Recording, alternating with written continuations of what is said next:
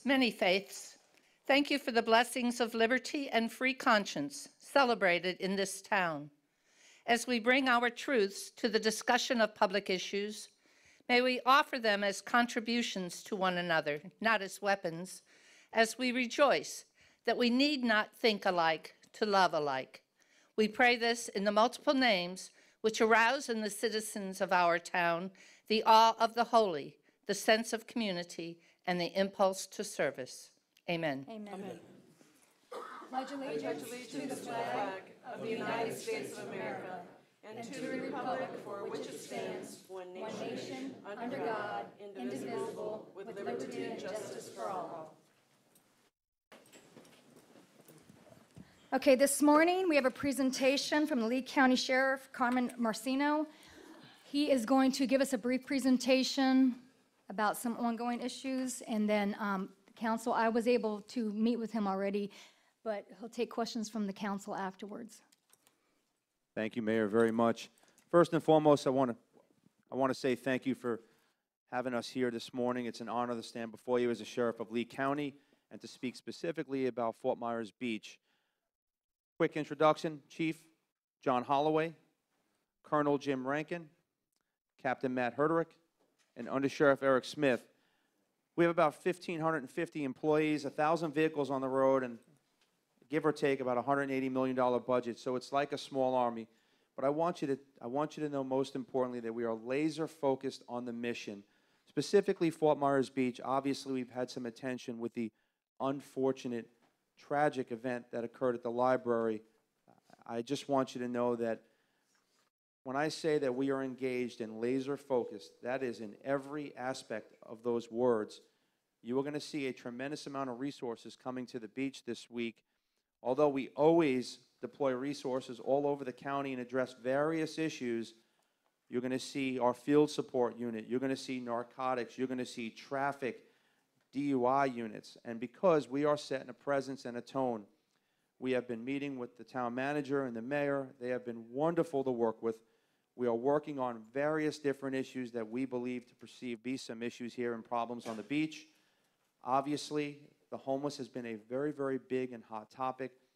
I want to tell you that while we, Lee County Sheriff's Office, are very, very sympathetic to the homeless, and we want to help them any way possible, I can tell you that at no time will that compromise the safety of any person in this county. So we are going to work with the homeless, but we are not going to allow anyone, not only the homeless, but any person, to commit a crime or to compromise safety, because I want you to know the safety and security of the residents of this county is my #1 goal.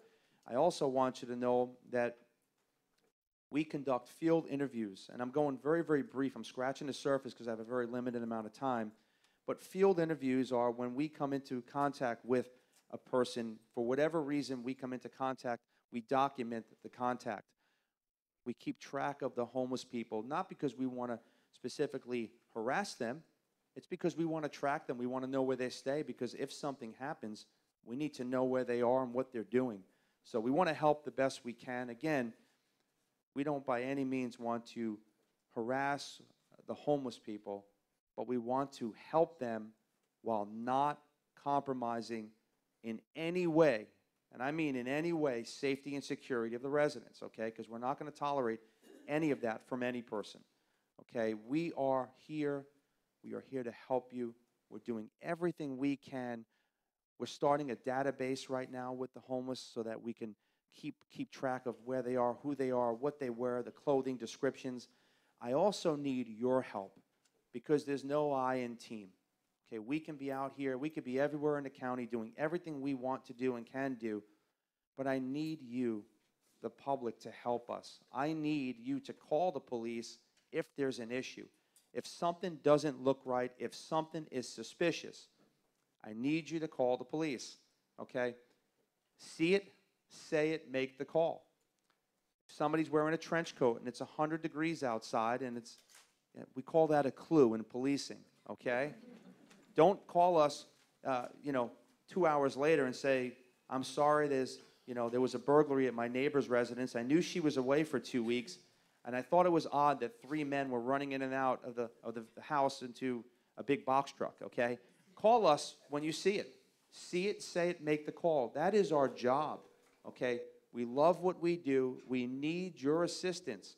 If you know that somebody's dealing narcotics, if you know there's an area where people are dealing narcotics, be a good witness. I don't need you to interact or put yourself in danger, but tell us what you see.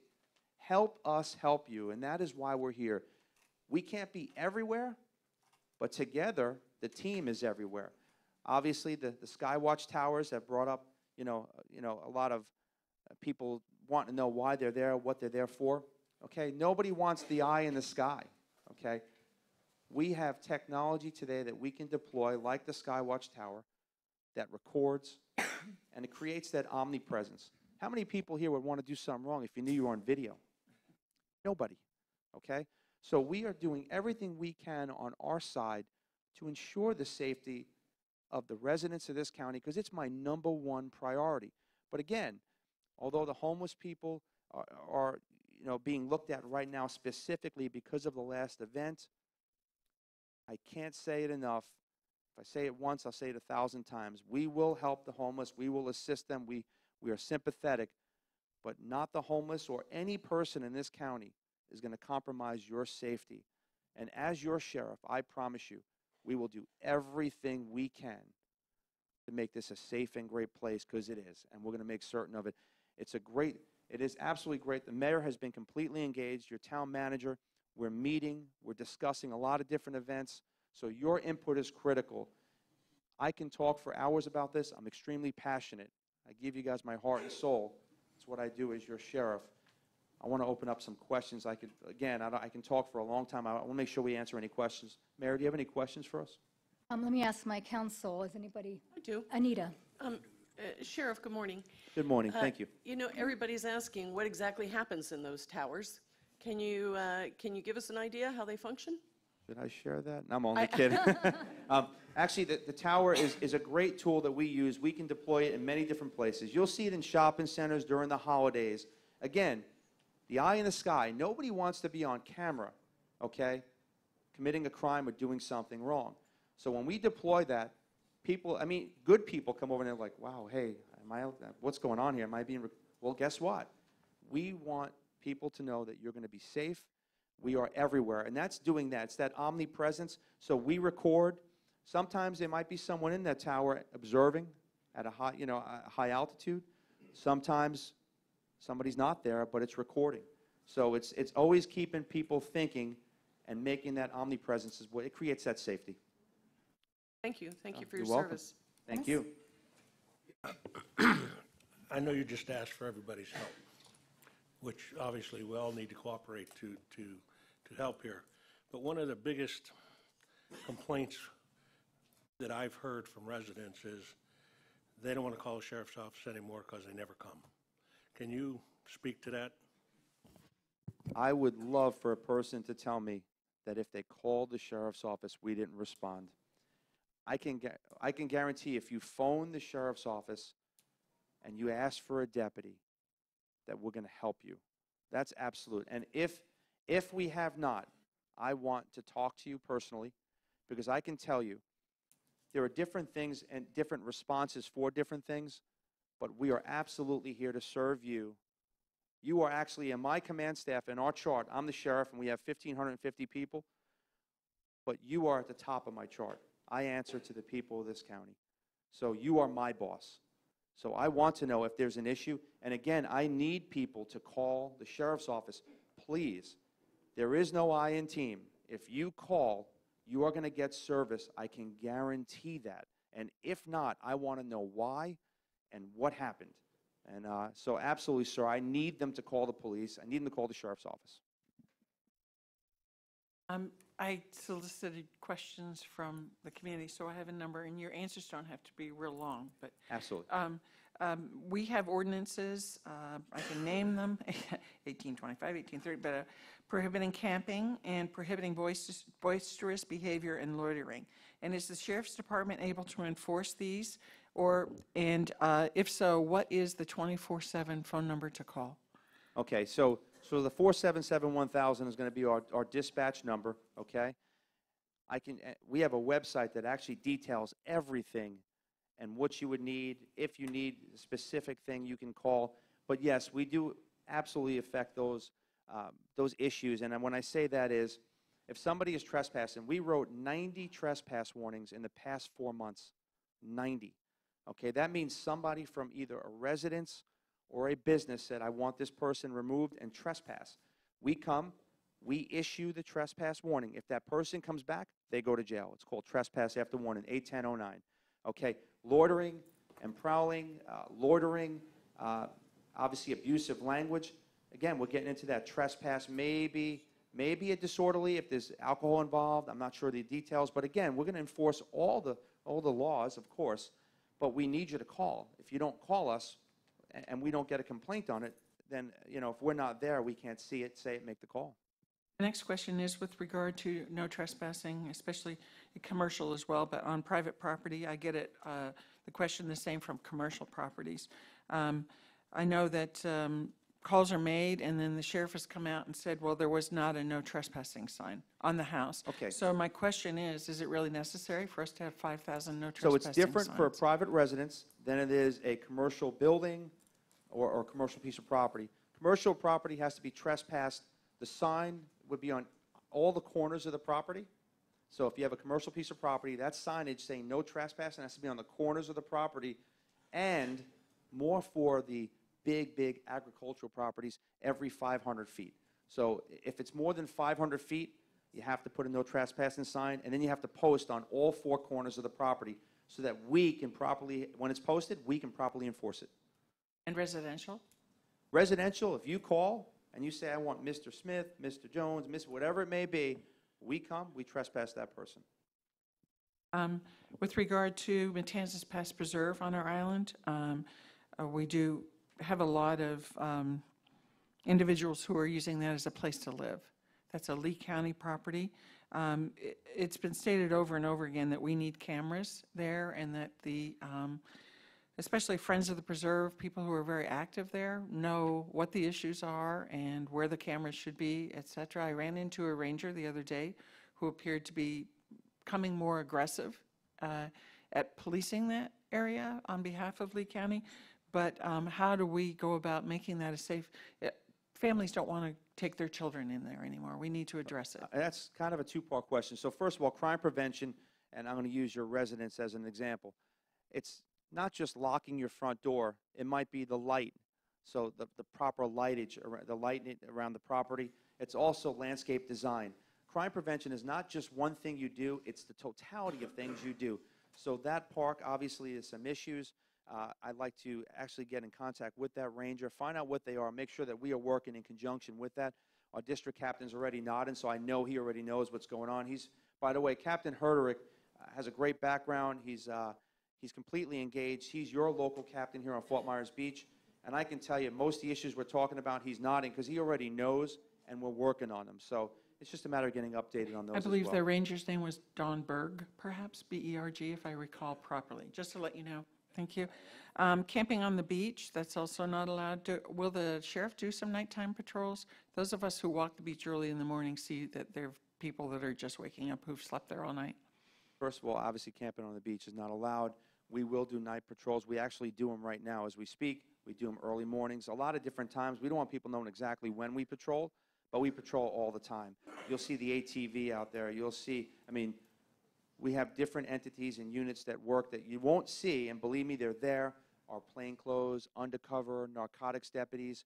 So there's a lot of different things that you might not see in high visibility, but they're absolutely there. We are taking bad people to jail. It's very simple. If you are going to make it a bad place here, you're not going to stay here. If you are a bad person and you commit crimes, we're not going to tolerate it. It's going to be zero tolerance, okay? The residents of this county will be safe and secure. I can guarantee that. Personally, we will do everything in our power to make sure you're safe. Bicycles, of course, we have a unique situation because the boulevard is owned by Lee County and the sidewalks within our municipality. But people have asked me, will the sheriff please enforce motorized vehicles on the sidewalks? They're becoming more and more prevalent. Lights on bicycles at night. That was the other one, too. And I can tell you, lights on bicycles, that's we call it PC, probable cause for a stop. okay? I read the watch commander's reports. Our guys are out there on the night shift stopping people saying, hey, you don't have a light on your bicycle, taking their license, they're going the wrong way down the road, whatever it may be, whatever the probable cause for that stop is, we're finding people in the county, not just Fort Myers Beach, but all over. Sometimes they have a warrant. Sometimes they run for, because they believe they have a warrant. So our interactions are constant, and we have, countless interactions every single day in this county. On the beach, we will absolutely enforce. Like I said, you're going to see a lot of resources here this week. For an acute period of time, we are going to address all the issues that have been brought forth. So it could be, God forbid, a DUI. It could be a trespass. It could be narcotics. Everything is going to get addressed. I can guarantee if you have an issue, we are here to serve you.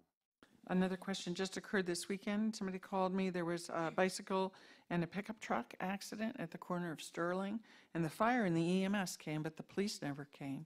The individual was injured and, I guess, denied treatment.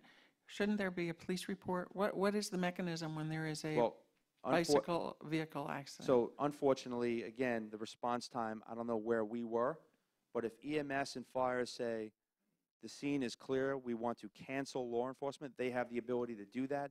So again, I'd have to specifically Yeah, look that's that up. okay. I just Yeah. wanted to know. So Absolutely. that could be the mechanism. I just wanted to know. This person asked, and I'm A asking lot of you. times Thank you. people do not want to report. We can't force someone to take a report. So they may get, unfortunately, hit on by a car, and they may tap them, they may really get hit, and they say, we don't want to report. Well, we want to make sure somebody's medically okay, because something minor could be major, but we can't force them to report it. Another quick question, jaywalking. We get a lot of questions about that, and we hear that unless we have 2 traffic lights, you can't enforce because it has to be between 2 traffic lights. What's the truth about enforcing jaywalking? Of course, we want people ideally to walk in the crosswalks. Safety of the pedestrians is number one, of course. Jaywalking, it depends. Again, it's going to be a very case-by-case scenario. I can't specifically, it's kind of a big, broad question, but is someone running across right in front of a vehicle? Is that something that's blatant that we can address? Or is someone walking, not in a crosswalk, but 15 feet to the right or left? So again, it's very specific, but we're out there for sure. One other thing you mentioned, DUIs and things. A few years back, I remember sitting in traffic, we're sitting there for an hour, and the police actually used to ride bicycles up beside, and I realized, why are they peeking in my window? And then I saw them arrest somebody because they had open containers or they were smoking marijuana or something in the car. You actually were doing that kind of patrol along the sidewalk, looking into the cars. I'm wondering if that's something you continue to do or whatever. It was Well, happened at the first and time. foremost, as I said before, zero tolerance for DUI. Zero. If somebody is drinking and driving, and we can actually stop them, probable cause, and prove that they have been under the influence of alcohol, they're going to jail. It's simple. It saves lives. That's our zero tolerance. The second part to that question is we do bicycle patrol. We do the ATV patrol. We do foot patrol. I want it to be the old school. I'm an old school guy. I want people to have the relationships. I don't want someone driving by in a patrol car and only stopping if they get a call. So I want them to engage the business owners, the community, and the neighborhoods like when I was a kid. And the best we can, I want the relationship and rapport. I want people to feel comfortable knowing the people that serve them specifically in their district and the sheriff's office. And last question, we're working on our noise ordinance. Last and- question. I know. Yeah, for me. For me. We're working on our noise ordinance, and I just asked that you would help us make our noise ordinance more enforceable. And one of the residents also commented to me that they even had a concern with regard to noise. They unfortunately have a neighbor who seems they love to scream and yell at each other. It's how their relationship apparently works for Unfortunately, it them. happens. But the neighbor is concerned, at what point will this escalate to domestic violence? What does someone do in that situation? First and foremost, what we want is ideally everybody to get along. Not everybody does. We have neighbors all the time that cannot get along, from the minor verbal altercation to the physical altercation. We want to get involved with that and be very proactive before it escalates and gets worse. So sometimes we can just mediate that, and we can do that just through dialogue.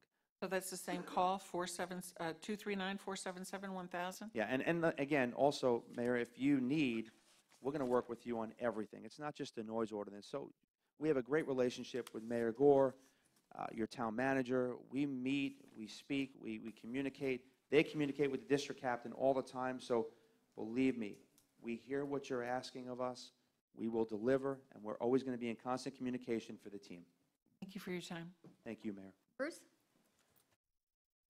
So my first question is the Sky Tower, as you call it. Why is it in the center or closer to the shopping center or Tops building rather than near the street where they can see up and down the street? Specifically, we put that in an area, and again, I'd have to be inside it because we want the recording capabilities to capture certain things. So we will strategically place that tower in a way that it can observe and capture what we need. If you want it moved, sir, we can move it. I can tell you that. If you want it moved, I can see that. I mean, we will move it for you. I just want you to know we want to make sure we're putting it in a place where we can capture what we need. Oh, I haven't been up there, but just looking at it, it doesn't seem like you can see much except the front of Tops and the front of the parking lot. But Okay, but You should like go I look said, at if you think it should be moved, we'll meet with you. We can show you what we do, how we do it, and we want to make it right. okay, good. Absolutely. We'll do that then. I'll Perfect. meet with you or them or whoever. Perfect. You know, there was the knifing at Tops before the library tragedy. What was done to try to find the guy that was doing the knifing at Tops? I'm actually glad that he asked that question, okay? The most infuriating part of my job is when we have no cooperation, when someone is a victim of a crime, or someone knows a suspect, and they say, I didn't see anything and I know nothing, okay? I can tell you if that suspect in that incident could have gone to jail at that time, I am absolutely and positively certain there would have been an arrest made. Matter of fact, at that time, we did not have enough, other than to speak and interview that subject, that victim, we did not have enough to do anything more than what we did. So unfortunately, that subject gave us very conflicting stories. He couldn't identify the person that was involved in it. So our detectives did everything we could through the interview process to try to build probable cause and make an arrest, as we do with every single case. But guess what? We couldn't. We had the victim was giving us conflicting stories. He had blonde hair, he had black hair. I mean, we could not get enough to make an arrest. Otherwise, that person would have went to jail on that incident. So did they go around and interview other people in the community, say, hey, have you heard anything, or was it just talking to that guy? I can tell you, it's not just, when we do an investigation, sir, it's not just speaking to one person. It is extremely thorough. So I know during that extremely thorough interview process and investigation, we could not come up with enough evidence at that time. Okay? Of course, everybody wants to know, if we can make an arrest, I can assure you folks, we're going to make an arrest. It's very simple. But we can only go on the facts. That's it. If a victim does not want to cooperate with us, and let me tell you, it's very frustrating, and you can see I'm very passionate about it. There are many times people are victims of crimes, and they say, I don't know who did it, and they know. Or, I don't want to talk to you. I don't want to press charges. Happens to us all the time. It's very frustrating. Read that in the paper a lot in Fort Myers. When you said there was 90 trespassing, where was that? Was that Lee County wide? No, that's just Fort Myers Beach. So that was in a 4-month period. 90. It's in the zone of Fort Myers. Yeah, just over the bridge and right here. So that incorporated, that's in 4 months, 90. Now that could be someone drank too much at an establishment and they want them to be removed. Whatever the reason is, they asked or requested for a trespass warning. We responded and we issued that warning. So we had 90 trespass warnings. That's interesting to hear. Data helps a lot like that. Thank you. Joanne mentioned bikes, and it would seem to me that this would be an ideal location for policing on bikes. I don't recall ever seeing any sheriff's deputies on bikes here, but between, say, Bay Oaks and Times Square area, it looked like there'd be a lot of opportunity to utilize bikes because half the time of the day during season, you can't move around in a car. Absolutely. And again, that's one of the aspects of patrol, foot patrol, ATV. I mean, there's many different ways we patrol, but I will work with the district captain just to see exactly how often we are doing that. But that's a great point, and we do it. We do. And, we see the police presence near the Lani Kai across the street in the parking lot near the 7-Eleven there quite often. But, you see people, as Joanne said, riding motor vehicles down the sidewalk. The other day, I was mentioned that I saw a motorcycle two motorcycles on the sidewalk because traffic was backed up, and then they got off the sidewalk and then go down the center of the lane. And it just seems like there doesn't seem to be, we don't see people getting citations. And if you just go out there and look around, there's all kinds of crazy stuff going on in cars and bikes and going the wrong way on the street, not having the lights at night. It just doesn't seem like anything's happening. So is there some statistics of citations that have been given that we would have a better feeling that, yes, action is being taken? Absolutely. And that's a great question. First of all, we all know perception is reality.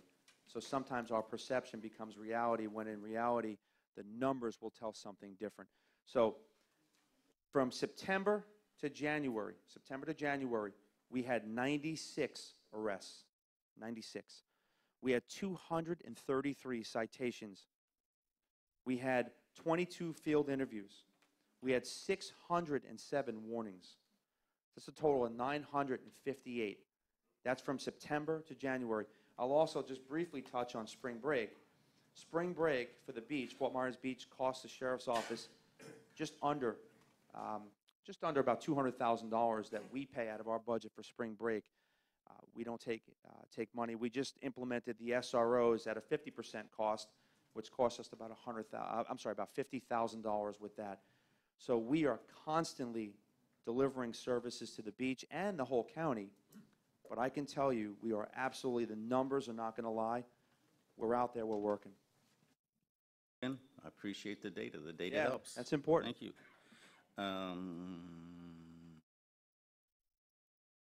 Have you thought of, instead of just the Sky Tower, which is probably going to be a temporary situation, of having permanent cameras, like traffic cameras in strategic areas? We've talked about that all over the county, actually, and again, there's a huge cost, but we have spoke about that. We have a real-time crime center coming. We're working on that as we speak. And let me tell you, I mean, I stand here before you to tell you that when we go to a homeowners association meeting, and I'll make up a name, the ABC community, and people complain about speeding in ABC community, I send my troops in there, and then the people that are getting ticketed are the people that are complaining, and they're saying, I don't want you here no more, okay? And I say, well, ma'am, you told me people are speeding, and that's why we're here. Well, I did, but, I don't want to get a ticket, and I don't want you here no more. I can tell you, again, we're working directly with the town manager and the mayor and council.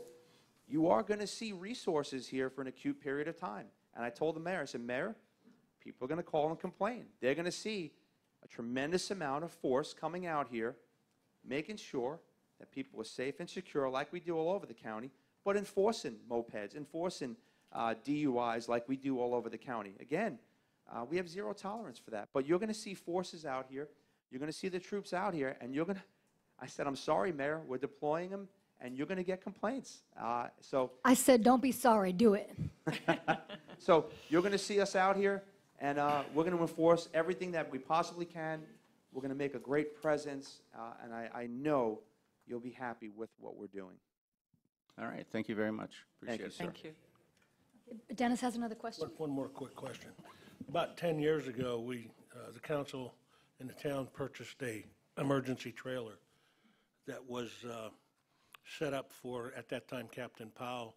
We designed it so it would be useful for the sheriff's office, plus in an emergency, we could pull it off and use it for our emergency trailers. And the town was going to pay, we paid for the trailer, which we still have in storage and is really not being utilized. Have you given any thought to possibly, if you even knew about it, given any thought to possibly, it used to be in Lynn Hall Park. Okay? And Well- at that time, when we purchased the trailer, we spoke to the county. They said we could put it back there. We said we'd take care of the maintenance, electric, water, all that kind of stuff. All you guys had to do was put somebody in there, but it would also be useful, like, I guess, a mini substation for your guys to hold people instead of having to transport them back and forth, something like that. So I don't know if that's something you would consider or not. We absolutely want to consider every idea that we can table. So again, we can discuss that further in more detail, and I'll work with my district captain and command staff to table that idea and see where we are and see what we need to do to accomplish it. And if it makes sense, we want to do everything we possibly can to work as a team. Thank you. Thank you. I just have one thing. Is there anything that we can do to help you guys as a town? The biggest thing, again, I say it all the time, and people laugh, but I mean it. See it, say it, make the call. See it, say it, make the call. If you believe something's not right, I need you to call the sheriff's office. If you believe there are narcotic activity going on, call the sheriff's office. If something's not right, please have us come out and do everything we can to work with you to remedy that problem. So being engaged and being a partner, a great partner, is what we want and need. And we have that with you, Mayor, and we appreciate that relationship. We appreciate the town manager. We appreciate council. I want the community to help be a part of this team. It's so important. You know who your neighbors are. You know who owns the businesses. A lot of you are business owners. Please be a good partner with us and help us. Call us if you need us and help us identify issues before they become bigger issues. I just want to make a comment too, is that, anybody who thinks that the sheriff's office got complacent, I have a good relationship with the former sheriff and the former captain, but we have a new sheriff, we have a new captain, we have a new undersheriff. There's new people coming into town, so this is the time to establish the relationship that you want to have with them and that we want to have with them. And so I appreciate you, I appreciate Captain Matt and everybody here. And Town Manager, did you have anything you wanted to add? Yes, I do. One second, Mayor. I just want you to also, and I'm sorry, Town Manager, first of all, I appreciate that very much. You have a lot of talent here. You have an amazing staff of 1,550 members and resources at your fingertips. My phone doesn't ring 24/7. It's 25/8. If I'm in the shower, I'm getting phone calls. And I'm telling you, our command staff is around the clock. And we want, and I know, I am confident that we deliver a great level of service. But I always want to do everything we can to make things better. That's what life is about. So please, if we communicate with you, I'm certain that we will make things right. And please, that's an open line of communication, so it's important. And I'm sorry. Thank you. Thank you. Thank you. It wasn't mentioned today, but I think it's a very important element that everyone in the community needs to understand. The sheriff and his officers and his whole agency operates based on the budget given to them annually by the Lee County Commission and the Lee County Manager. And we need to be supportive of their efforts to adequately staff the sheriff's office so that they can provide the services that we and the other communities within Lee County expect. We need them to understand that there's a tremendous challenge in recruiting police officers, retaining police officers. There's situations where they'll jump from agency to agency because another city or county pays more money. And for them to be able to do the job we're asking them to do, we need to support their efforts when they have their budget discussions with Lee County so that the Lee County folks understand what a priority it is to us that the sheriff has adequate resources to meet the mandates of the public in terms of the level of service that we expect. Because at the end of the day, while we all live here in Fort Myers Beach, we're also residents of Lee County. And we need to support their efforts so that they do receive the resources they need to do their job. I appreciate that very much. Just so you know, I'm about 70 positions down, give or take, in the sheriff's office countywide, okay? About 60 of those positions will be filled or in the process of in the next year or so. That means someone, if I said, this gentleman right here wants to be a law enforcement officer, he goes through the medical, the physical, the oral psychological, written psychological, the polygraph. There's a huge process, okay? When he completes that process, he goes to the academy. he graduates the academy, I don't just give him the keys to a car and say, have a great day. He has to go through a whole field training program. So from day one, there's a 8-month give or take process before I can put somebody on their own to patrol. Locally in this district, you're about 7 positions down, about 7, okay? Those numbers will get less as time goes on. So again, even though we're down, give or take 70 positions, we may be filling 60 of those, but then I have retirements. I have people that leave to go to other places. So we are doing the best we can. I can tell you that we meet with Commissioner Brian Hammond, Commissioner Pendergrass, Commissioner Kiker, the city manager, the town manager. We are doing everything as a team, and we begin those communications now for the next fiscal budget year. So the commissioners have been great to work with. We're doing everything we can on our end, but I appreciate you understanding that it's a struggle sometimes with manpower, but we're fixing those issues as we go along. I just want to add another thing I forgot. A few years ago, we had issues on my street, and so Captain Powell got us the neighborhood watch signs. So is that something, just so the community knows, if they have issues, they can just call the sheriff's department and have someone come down in their neighborhood? Like, Bruce, you're an association. Like, they could call and have someone come down and talk to their streets about their problems? We have a great unit. It's called Public Services. They actually do a great job. That encompasses public services, crime prevention, community outreach, community engagement, everything from fraud to gated communities. So yes, we have a great unit that does specifically that all over the county, and we would be honored to send them out. If you email me, I can specifically get them anywhere you want. Everybody know that there was that. It's a great resource, so please, it's at your fingertips. Utilize it. Thank you, Sheriff. Thank you so much. I just want to say to everybody here, it's an honor to be here as your sheriff. Thank you for having me here. Our team is laser focused on the mission. We appreciate the team and the partnership with the mayor and council. I just want you to help us along and be a part of that team. So thank you for giving me this opportunity this morning. Thank you, Sheriff. Thank you.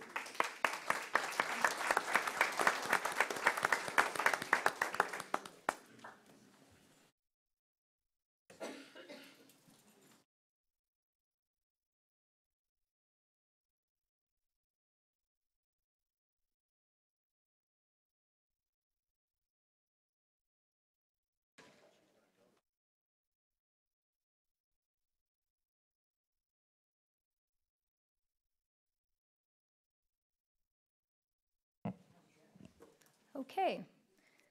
Next is approval of the final agenda. Motion to approve is presented. Second. All in favor? Aye. Public comment. Michelle? I have a request from Dr. Wayne Edson. He appears to be a little engaged at the moment. He's available.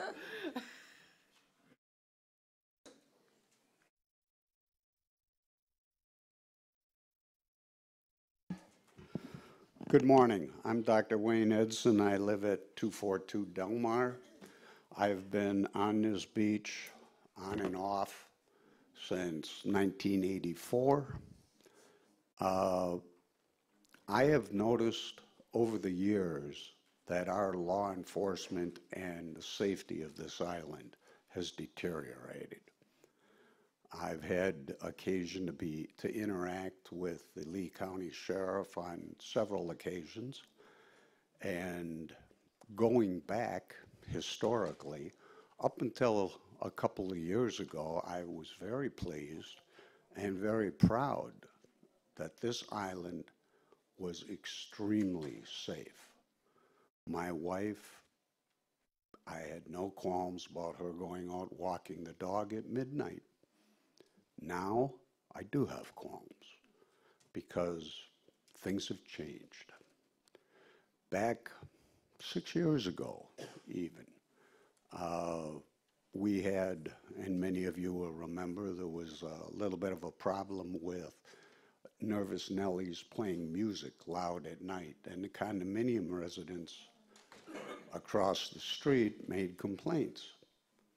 Every time they called, and they called 20 times in one season, the sheriff was there within less than 5 minutes. We always had immediate response. Now, that's not true. Last spring, I was coming home from dinner, coming down Estero Boulevard. I was accosted by a panhandler who was relatively aggressive. I kept walking, ignored him, got a half a block down Estero Boulevard and was accosted by another panhandler. Both panhandlers were in clear vision, and there were two deputies at the 7-Eleven with their cars. I went to the deputies and said, could you please do something about these guys? They're very aggressive in their demands. And they looked at me and said, what do you want us to do? They never went and talked to them. They continued their private conversation, and I went home. Last spring, my two sons, aged 35 and 31, were coming home after an evening, and at the Periwinkle Motel, they walked by, and some guy at the Periwinkle started engaging them in conversation, which was somewhat aggressive. They ignored him and kept walking, got down Delmar Avenue, and he tried to hit them with his car and engage them in a physical altercation. We called the sheriff. Deputy showed up 37 minutes later, and they had him on video, including his automobile and his license plate. He had to... Dr. Edson, I'm going to ask you to wrap it up. I will wrap it up shortly. Thank you. The 3 minutes is up, sir. He showed the video to the deputy, including the license plate, and the deputy said, what do you want me to do? Well, I think everything the sheriff said was fine, but he has to get his officers to respond. Thank you. Thank you for your comment. Michelle? The only other requests I have are for the public hearing. Is there any other public comment? Yeah. Yes, sir. You got to come to the microphone. And just state your name for the record, please. Hi, I'm Paul Mathis. I'm down the beach at Caper. I'm a owner, but not a voter, okay? So I pay a lot of taxes. You asked the sheriff what we could do as a village. I'm looking at root cause analysis. What are we doing here that is bringing this element into our community? And why aren't we doing something about it? That would be the thing I would look at. Because the police can only do so much. But I'm from Chicago. Police are under the same problem there. The communities allow riffraff to take place, and the police can only do so much. So that's all I have to say. Thank you, and I agree with you. Next public comment? Was that? Roxanne, are you coming for public comment? Yes.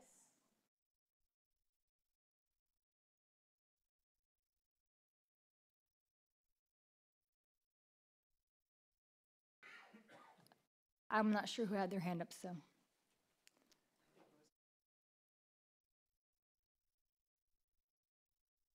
Good morning, Mayor, council members, staff visitors. I'm Leon Moyer. To take up where we left off with the sheriff here, the question was asked, can you only enforce jaywalking between lights? We're getting a second light now down here at the fire station. Does that qualify as a valid traffic light? And if so, can you enforce jaywalking from the fire station north now to the light at the base of the bridge? He didn't answer that directly. Second thing is, when you make a call to 477-1000, I've done it many times, they will not respond if you make the call anonymously. You must leave your name or some name, and I ask them to call me back and tell me the resolution of the conflict, and they do. But it takes a long period of time. They're not real good on marine patrolling on the water, but they do have officers here who will check things out on the land side. Now to deal with your agenda items. Consent agenda. You've got the red coconut issue, which we won't get to talk about otherwise, where you're changing the parking fees for them from what they have been paying nearly $13,000 a year to use the parking along Denora Street with 28 spaces. And it's going to drop down to a very low fee of like $2,160. That's a terrible loss of revenue for the town. I think your duty should be to make sure your policies preserve public parking for the public and not to cater to special businesses just because they happen to want to have more space for their own customers. If you figure out, if you put parking meters along Denora Street that charge $3 an hour times 28 and do that for a month, or 3 months, 90 days, it would come to $60,000, $480 for all those spaces. And you're trying to sell it to them for $2,000 for a whole year, just because your policy changed a year or so ago. And I'm not in favor of ripping people off, but on the other hand, the purpose of government is to preserve the public land for the public use and not for private advantage to businesses. Take note, it says that there's also the right-of-way has a safety issue as primary goal. You have something written on packet page 112. That's your second or third last page, I believe. It says $189,969 is in writing, longhand, and yet the figure listed right behind that says $79,890.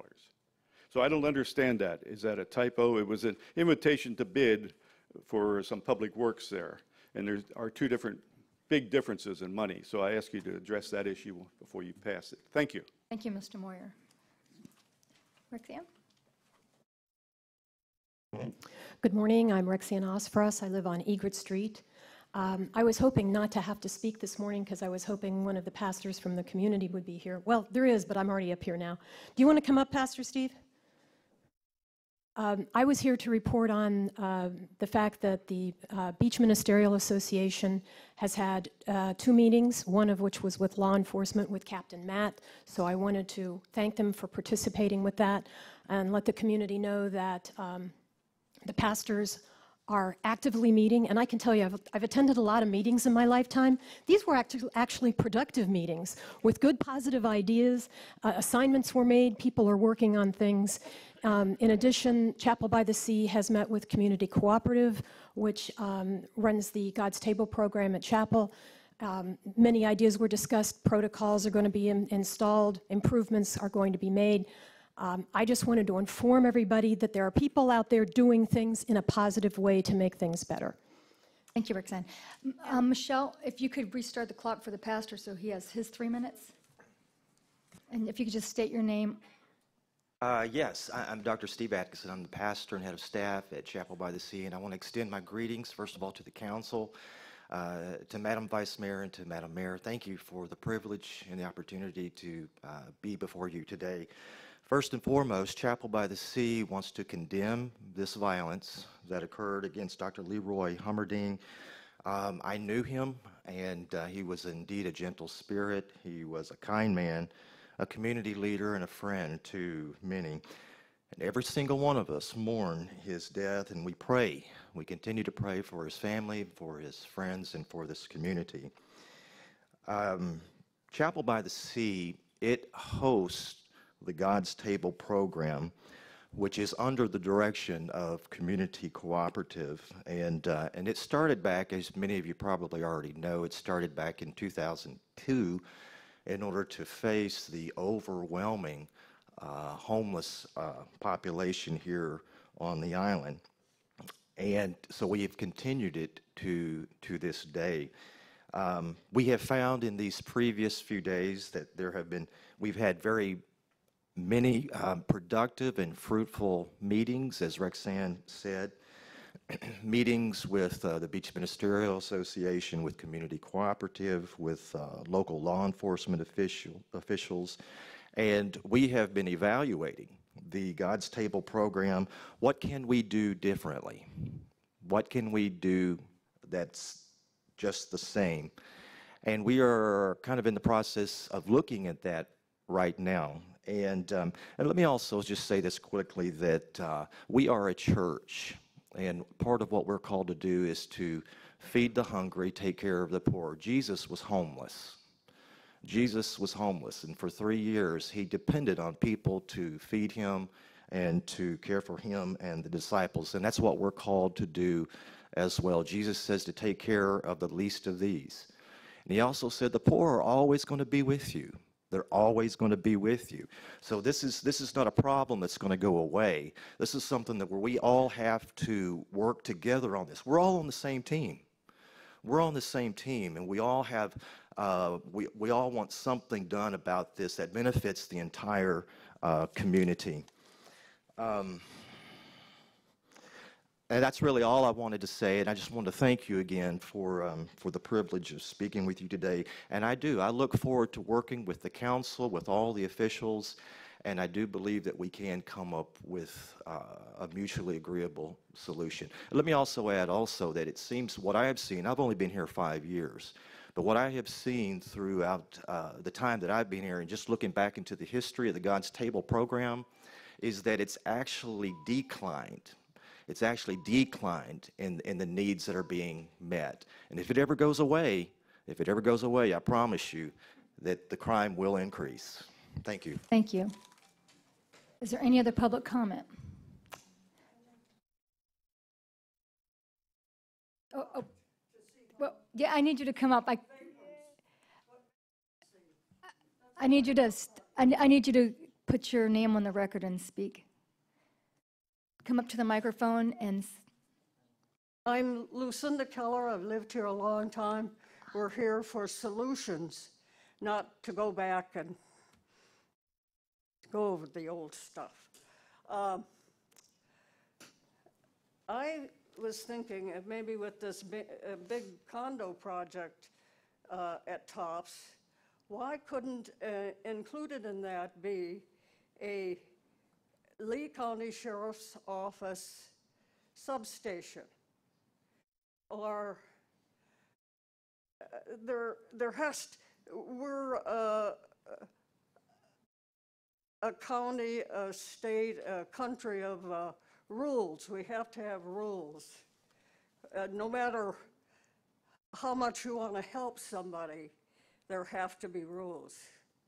And I just think that this is a problem that's been happening forever, and it will continue. And the best thing we can do is to figure out a solution to our problems as a town. We're what, a 7.5 mile island now with this big bridge that's going through? Not happy. The pollution, we've got problems far greater than vagrants right now that affect every one of us. So that's all I have to say. I hope you have a good day. Thank you, Ms. Keller. Lucinda. Is there any other public comment? Yes.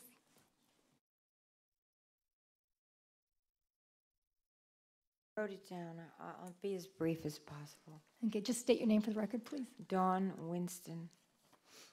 I'm a homeowner on the island.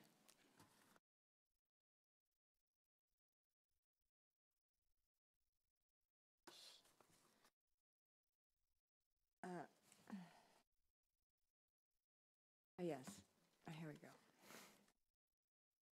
I am a compassionate, empathetic woman, probably to a fault, a Christian that believes in helping the less fortunate. I give to the needy in many ways. There must be a solution to this changing world.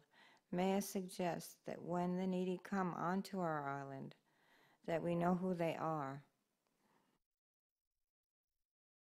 Maybe when the church, Chapel by the Sea, or others feeds and clothes them, etc., we should know who they are by getting names, possibly a thumbprint, and a photo, because we don't know if they're just released from jail, a long sentence that they may have murdered in the past, if they have a warrant, and how dangerous they could possibly be to us all. And yes, I don't know if I should pass this on to the paper. I did too.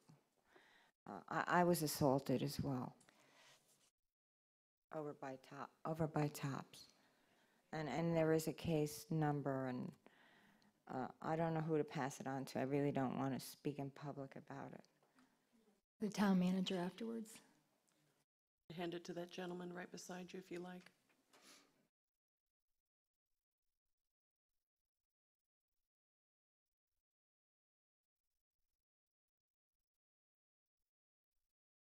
Does that conclude your public comment, ma'am? Thank you. Is there any other public comment? Oh, yep. How you doing? I'm Corey Mates. Good morning. Bruce was touching base to the police officer about a man that was assaulted a week prior to this other man dying. My thing is, it was a violent act. From what I heard, he was stabbed in the neck. And it was another homeless person that was stabbed in the neck. I saw nothing on the news, nothing in the paper, nothing on the internet about it. I'm wondering why it wasn't brought to anyone's attention. And this question also would have been, I would have liked to ask the police this question. Did they warn anyone? Did they warn anyone at the library where the bums hang out?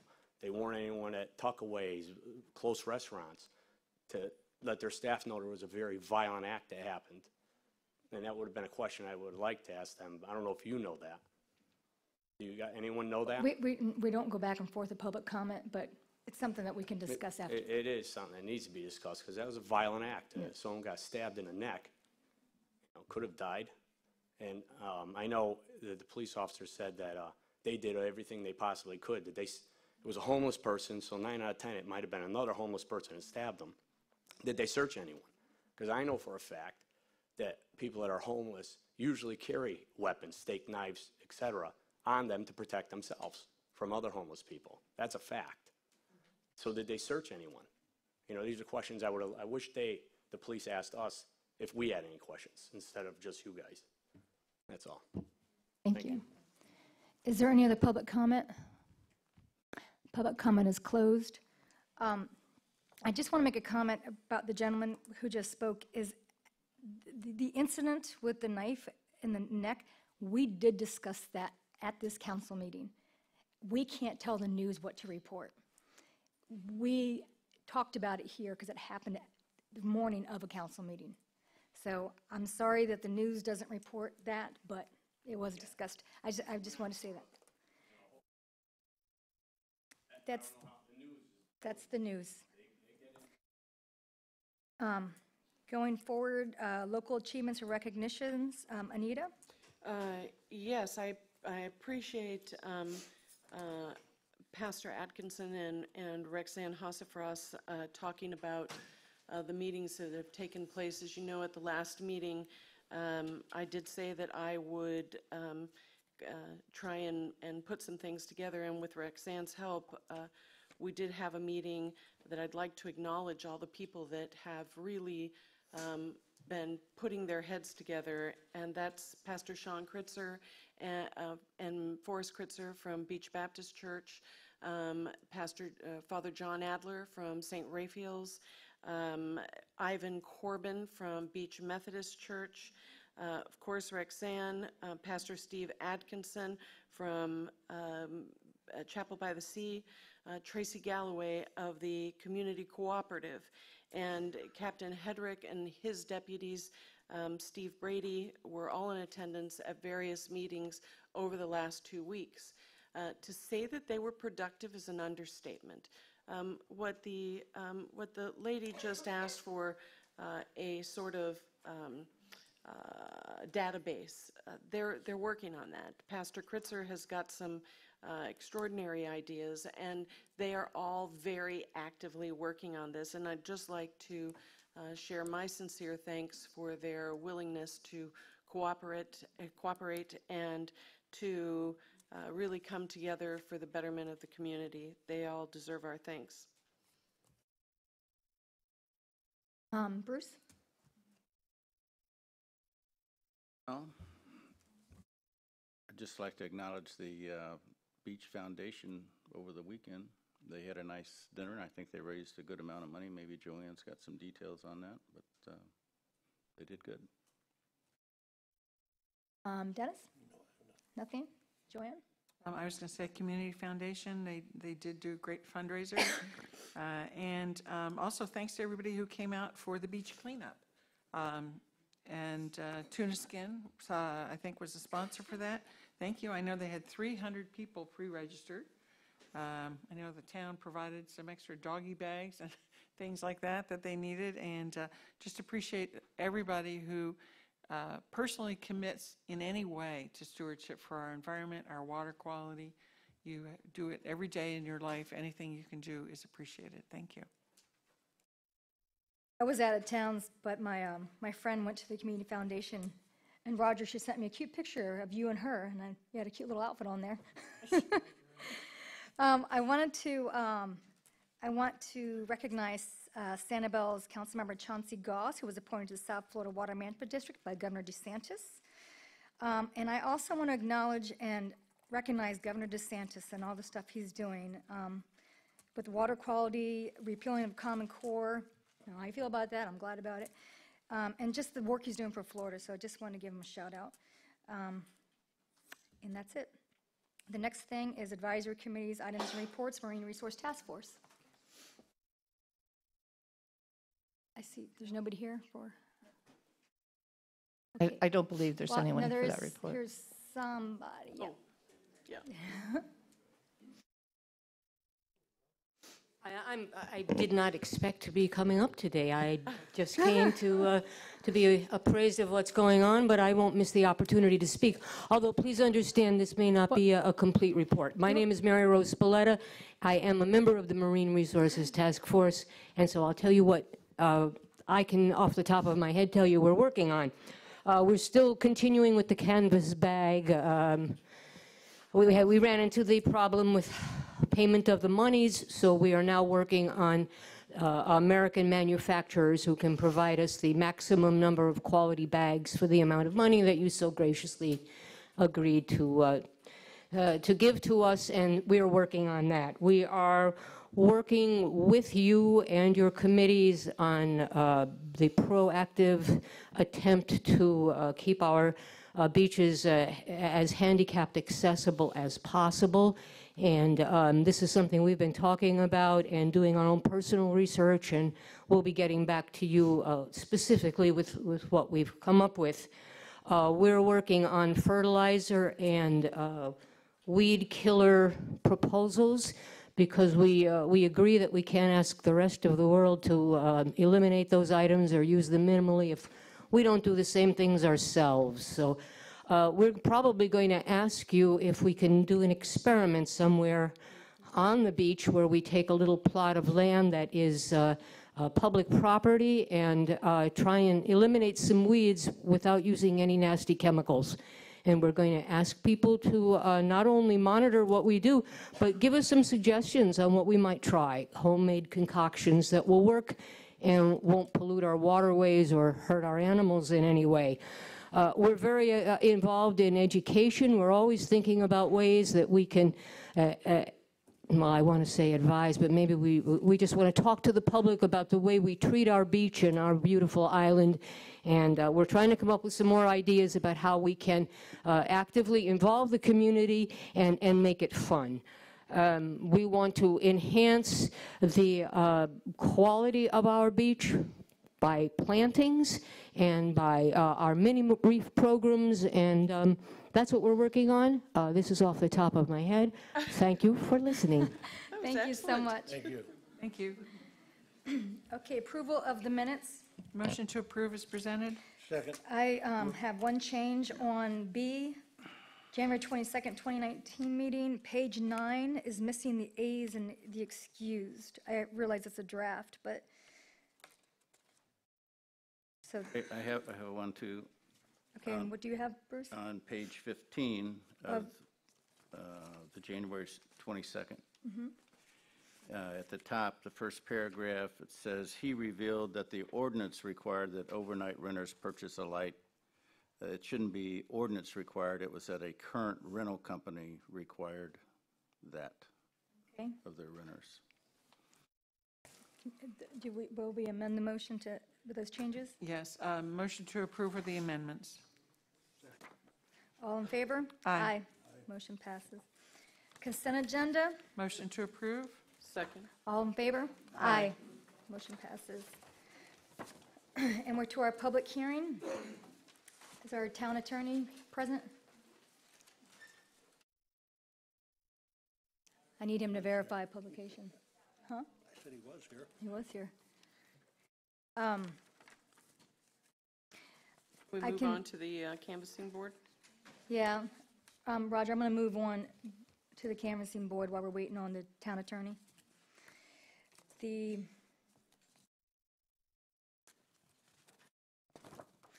Appoint a member of the town council to serve on the canvassing board for the town of Fort Myers Beach, March 5th, 2019 general election. I did it last time, so whoever else wants it. I am unavailable on that day. I'd be glad to do it, but I'll be here. I don't mind doing it. Okay. I don't know. Um, Let me Just to be clear, check to Michelle, make there's sure a I'm here. multitude of days. It's more than just the day of the election. Is that not correct? That is correct. Yes, sir. Okay, so. What's all there? It's in our packet. Okay, I just wanted to, be clear so that. It's more than the day of election. I'm sorry. Let me relook at that then. Yes, the first meeting is to canvass the vote by mail ballots, and that is on February the 20th. And then there's February the 27th, where they test the equipment. They call it their logic and accuracy testing.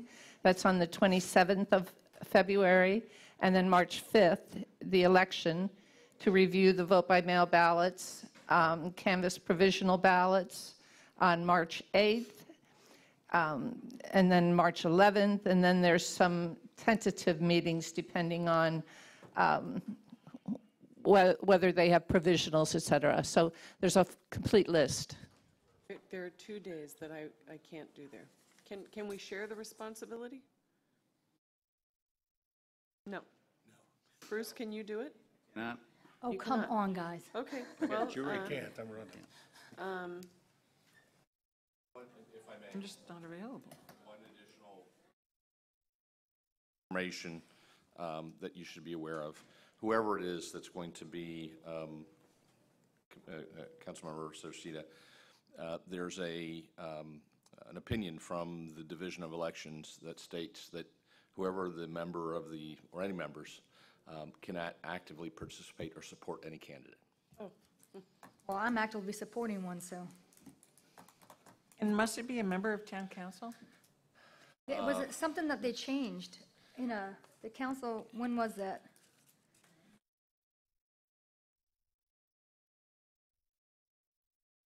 It was In a small town, it's hard not to have people who are supporting each other. I understand. Okay. Mayor Gore, it was a 2017 charter amendment which established the canvassing board, and that it should be composed of a town council member selected by town council who is not a candidate for re-election, the town manager, and the town clerk.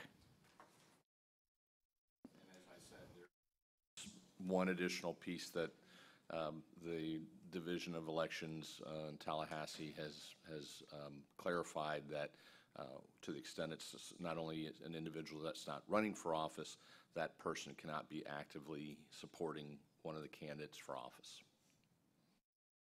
Well, I did it in 2017. Me, Jim Steele, Michelle did it. So I'm going to let one of you guys have this. Plus, I'm going to be in Orlando with my daughter a couple days of these. Can't do it. I mean, I'm not in town. Physically cannot do it, or I would. I can't.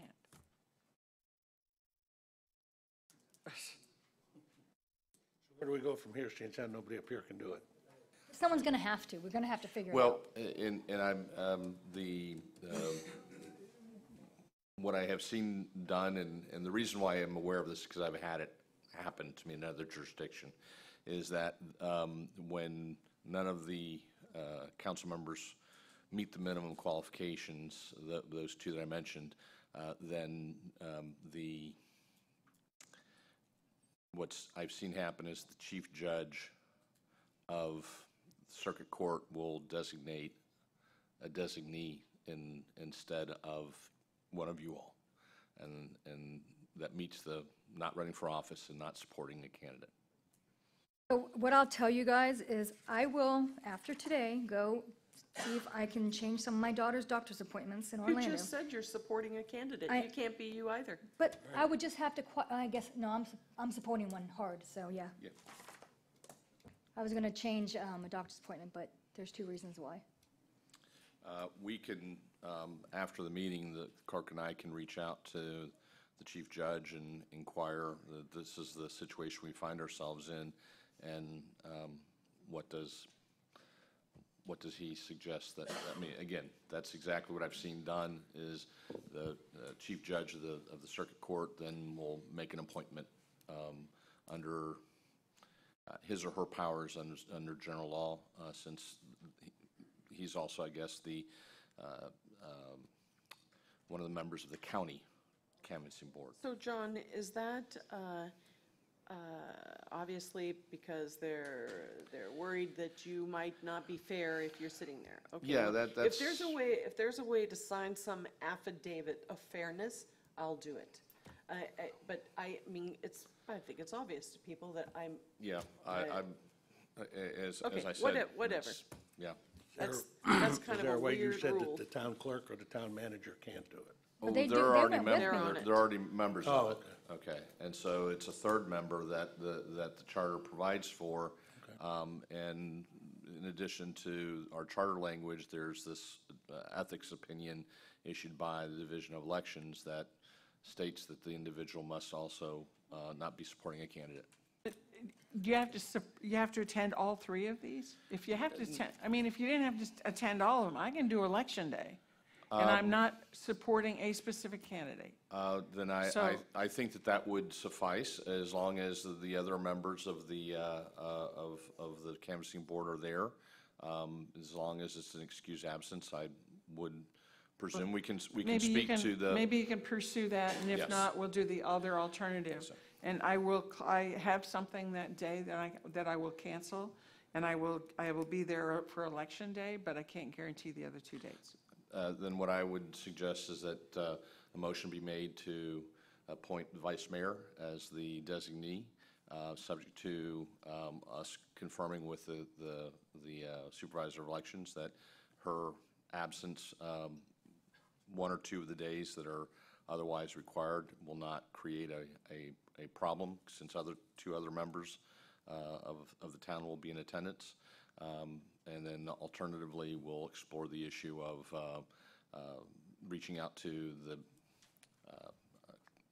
So moved. chief judge. So moved. Sorry. Second. All in favor? Aye. Motion passes. Thank you, Joanne. So we'll go back to the public hearing. I will open the public hearing, the second and final public hearing, ordinance 1820 stormwater. Town attorney, has there been sufficient publication? Yes, ma'am. Excuse me, Michelle, would you mind reading the ordinance? Excuse me. Ordinance number 18-20, an ordinance of the Town of Fort Myers Beach, Florida, repealing and replacing Town Code of Ordinances, Chapter 30, Article 3, providing for findings and purpose, legislative intent and construction, amendments to various definitions, providing for creation of a stormwater utility, establishing a stormwater utility fee, providing for exemptions, collection of fees, revenue sources for utility, establishment of an enterprise fund, adjustment of fees, appeals, providing a credit policy for private on-site stormwater management systems, borrowing of funds, adjustments and credits issued based upon Ordinance 15-08, providing for severability, codification, scrivener's errors, conflicts of law, and an effective date. Thank you. As if it's necessary, but Roger, if you or the town attorney wants to do a brief overview. Well, Madam Mayor and members of the council, I think at this point, no one should be surprised that this issue has been going on for many years, and a recent effort by this town council, when you designated Councilor Butcher to have a committee to work on this ordinance, revealed that this is a difficult subject, because not only were there's suggestions from between the staff and the committee, but also there are somewhat, in some cases, some different perspectives from the individual committee members. That being said, after much work by all the parties involved, we have addressed the issues that arose from the committee process. And those are in the document before you, as well as the latest, or I would say recommended wordsmithing by a committee member, Jim Steele.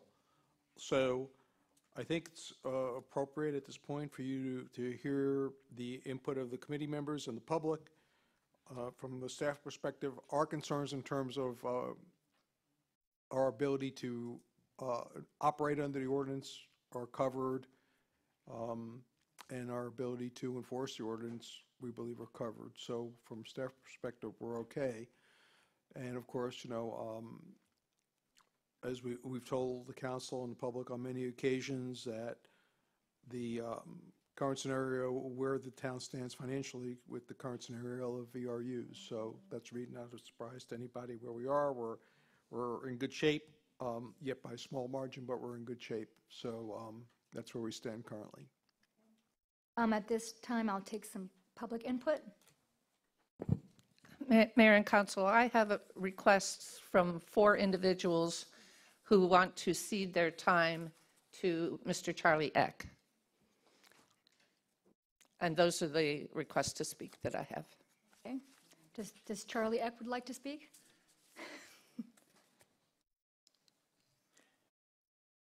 As normal, I won't take all that time. My name is Charlie Eck. I live at 4183 Bay Beach Lane. Been a resident of Fort Myers Beach since 2000. In September of 2015, Town Council passed Ordinance 1508. That's 41 months ago. I'd like to make a comment at this time that I'm mindful of the fact that there are political scientists that tell us that in a representative form of government, similar to what we have here on Fort Myers Beach, it's best served when there's a dynamic tension between the government and the governed. Suffice it to say on this subject, there's been a lot of dynamics involved, and there's been a boatload of tension, a lot of it, okay? What was important over the last 41 months actually, is that we get the emotion out of the room and we address the facts. And we've come to a place where we have an ordinance in front of you, you have an ordinance, that looks to us that does the job. As Roger said earlier, the staff can work with this ordinance and can operate. I haven't heard the attorney weigh in. This is our 4th one on this mission, but I'm sure if he had problems with this, he'd stand up and say so. That is correct. I mean, the comments I provided to the council at the first reading stand true today. I concur with the manager's statement. It's legally enforceable. It's legal overall, and if it reflects the will of this council, then you certainly can move forward to adopt on second reading. Thank you. From EBIA's perspective, and those that are like us, that have stormwater permits issued by SwiftMud, this ordinance establishes a recognition that on this beach, on our town, there are several stormwater systems that operate in parallel to take care of the stormwater on our island. The town system is one of them. There are several others. EBIA is a large one. We all know that Otsego Bay is a small one. But nonetheless, each of these systems report to SwiftMud, just as the town does. What's important from our perspective is that this ordinance recognizes that fact and establishes it in writing, that these systems, EBIA, Otsego Bay, so on and so forth, are exempt under the terms of this ordinance. We're glad that we've gotten to this point. It tells us exactly where we are, and it's based on the facts that exist. We thank you very much for your time and consideration. Thank you. Is there any other public input?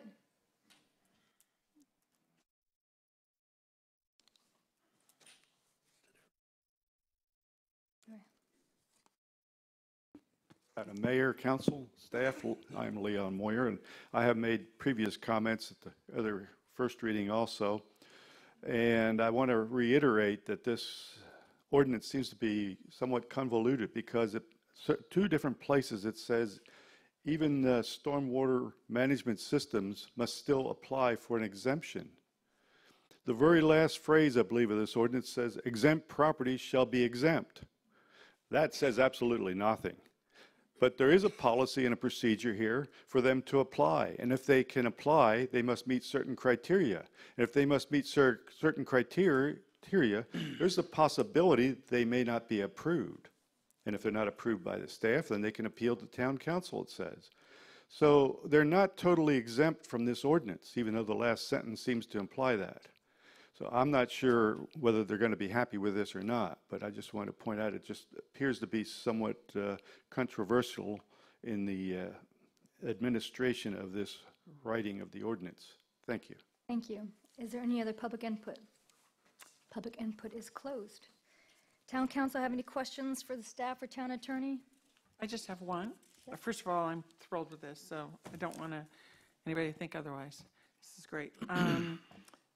It came to my attention that there was conversation in the community with regard to how on track we are with our payment for this, our funding and our ERU or whatever, and there was a statement made that we're secretly in a tremendous amount of financial trouble and debt. And I would like you on the record, Mr. Hernstadt, to tell us the status. I've never heard that.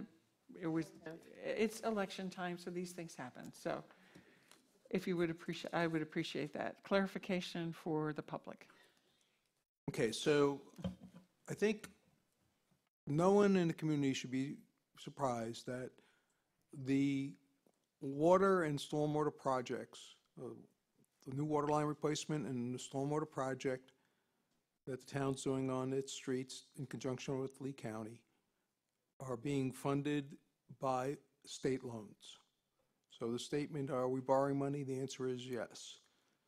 The assessment that was reviewed by a private company to help us set the rates for both water and stormwater were predicated on the town borrowing money at the very low interest rates that the state offers and paying back those loans over a period of time.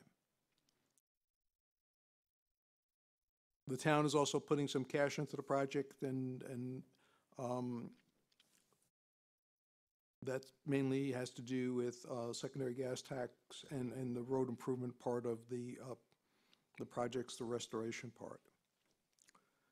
As it pertains to the ongoing contracts, we have a contract for Estero Boulevard. We have a contract for the side streets. There are two independent contracts.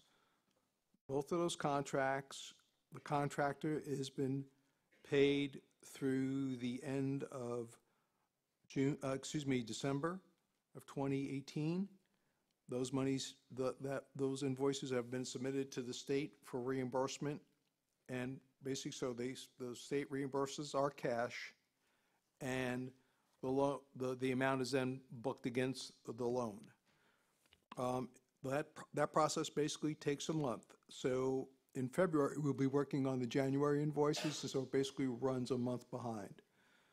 But other than that month of lag in the processing, all our bills have been paid. And there are no outstanding monies due to the contractors other than the current monthly billing. Thank you. Any other comments or questions to this? I have one comment to make. I'm glad we finally are getting this done. But just for the public, a lot of people in the public had asked questions like, how to get to this? Why am I paying? Some people aren't. Back in 2013 and 2014, we had a study done, and they were going to do a special assessment, and this is what I was hoping for and I was fighting for as a citizen, where it would go in your ad valorem taxes. People who didn't contribute wouldn't get assessed. And I think that's what Mr. Hughes was talking about. We were looking at a different train, but it didn't go that way. Somewhere in 2015, this changed, and it got to the stormwater ordinance, and that's where we are now. But I'm happy to finally get the ordinance, even though this was not my preferred way of paying for it. It is what it is, and it's finally right, so I'm happy to see it. I'd like to make a motion Okay. to approve ordinance 1820, stormwater utility, an ordinance of the town of Fort Myers Beach. And then I have a question under discussion. I'll second that. Under discussion, I just wanted to ask you, John, In the effective date, it says this ordinance supersedes Ordinance 1508 and Town Resolution 1607. Is supersedes essentially replacing? Yes. Okay, because, so what happens to 1508? It's eliminated, or it's still on the books? It's just this is the one people are supposed to pay attention to? Well, I'm asking that because it seems to me this should say replaces. it's just wordsmithing. Okay. In either event, the effect is it does replace. Okay. And it will be, this will be put into this book. Excellent. And that's what we will follow. Thank you. And thank you, gentlemen, for the work you've done. Thank you, Bruce, and everyone. Any other, okay, roll call vote, please. On the motion to approve ordinance 18-20, your vote, Councilmember Saracita? Yes. Councilmember Boback? Yes. Mayor Gore? Yes. Vice Mayor Shamp? Yes. Councilmember Butcher? Yes. Motion passes 5-0. This hearing is closed. This is when you want to clap for. Thank you, Jim. Take a break. Do you need a break? Well, everybody wants to file out, I Okay. think. How long do you want, Bruce? What'd you say? 5-minute break? Could have just said 10. 10, yeah. I didn't want to do the canvassing.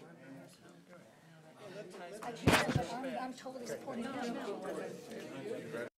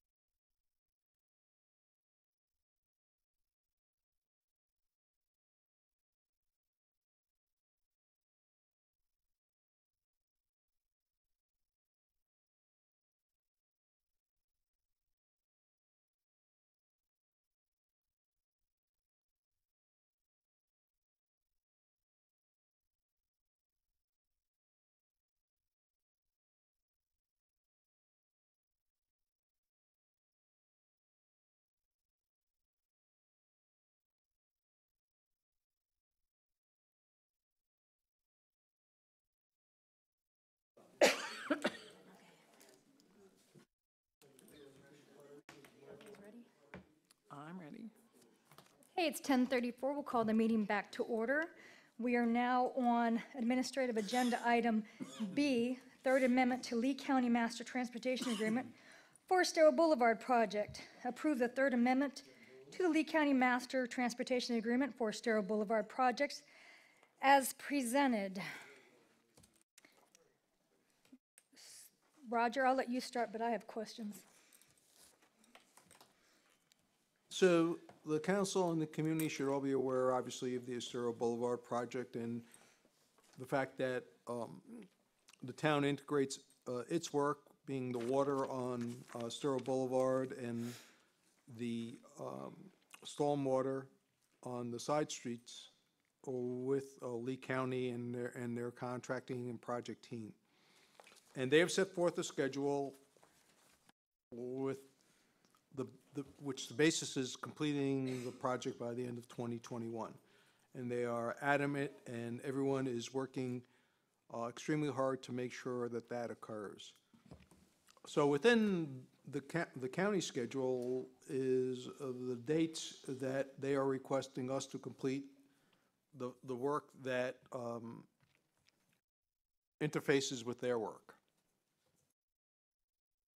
And on paper, for them to hit their dates, we have to hit our dates so that the overall schedule will therefore work, particularly for those items on the critical path where there's little or no float, which is, for those people who may not be aware, are the dates where you could have an early finish, but you can't exceed the late finish date. So we have agreement with basically all of the issues with the exception of one. And I think it's a paper issue, not an issue in the field per se, but others may have a different opinion. The county has been adamant about our commitment to have a working outfall for them on Lazy Way by June of 2019. Our contractor and project team is well aware of that. They are doing everything in their power to achieve that. However, they are reluctant to commit to it in writing and create a document that's approved by this council that theoretically could be raised as you missed, the town missed a date and therefore created this a domino effect with the county's dates in terms of their project. So we have provided in the blue sheet the county's preferred language. We have in the actual item our preferred language, and it's for the council to decide which date they would like to be in the agreement. The fact of the matter is that either language won't change what happens in the field. We're going to do our best. The project team for the town is all committed to do our best to have a working outfall so that the county's contractor can do water by June. But as all of you know, this project is not done by just one contractor. It's done by contractors and subcontractors, and particularly in the case of the seawall contractor, a subcontractor for the town's team. They have numerous other commitments besides this project, and I know our contractor is working with that subcontractor to try to get them to readjust their schedule so that we can meet this date. But I hate to say this, but irrespective of what's going to be, what's on paper, everyone's still going to make their best effort anyway. It's just really a question if you want to promise a date that we may miss or not, but it won't be due to a lack of effort. I guess that summarizes kind of where we're at. Do you have any comments, questions for Roger? Yes. Go ahead.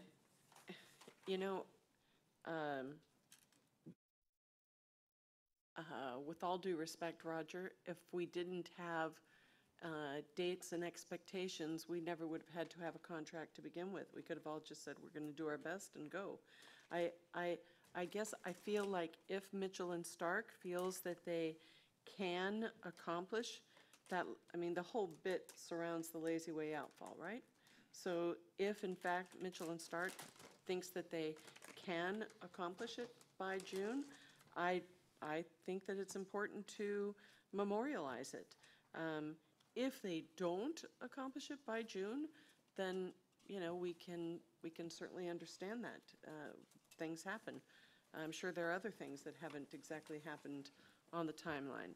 I guess I just don't know if it's worth splitting hairs over, and in a spirit of cooperation, we don't just go ahead and oblige the county with their requested language, especially since Mitchell and Stark has agreed that they believe they can meet that June date. Am I missing something there? Have I misstated anything? Well, you know, again, I'm not here to, I see they don't want to make it a written contract. well, no, it's really,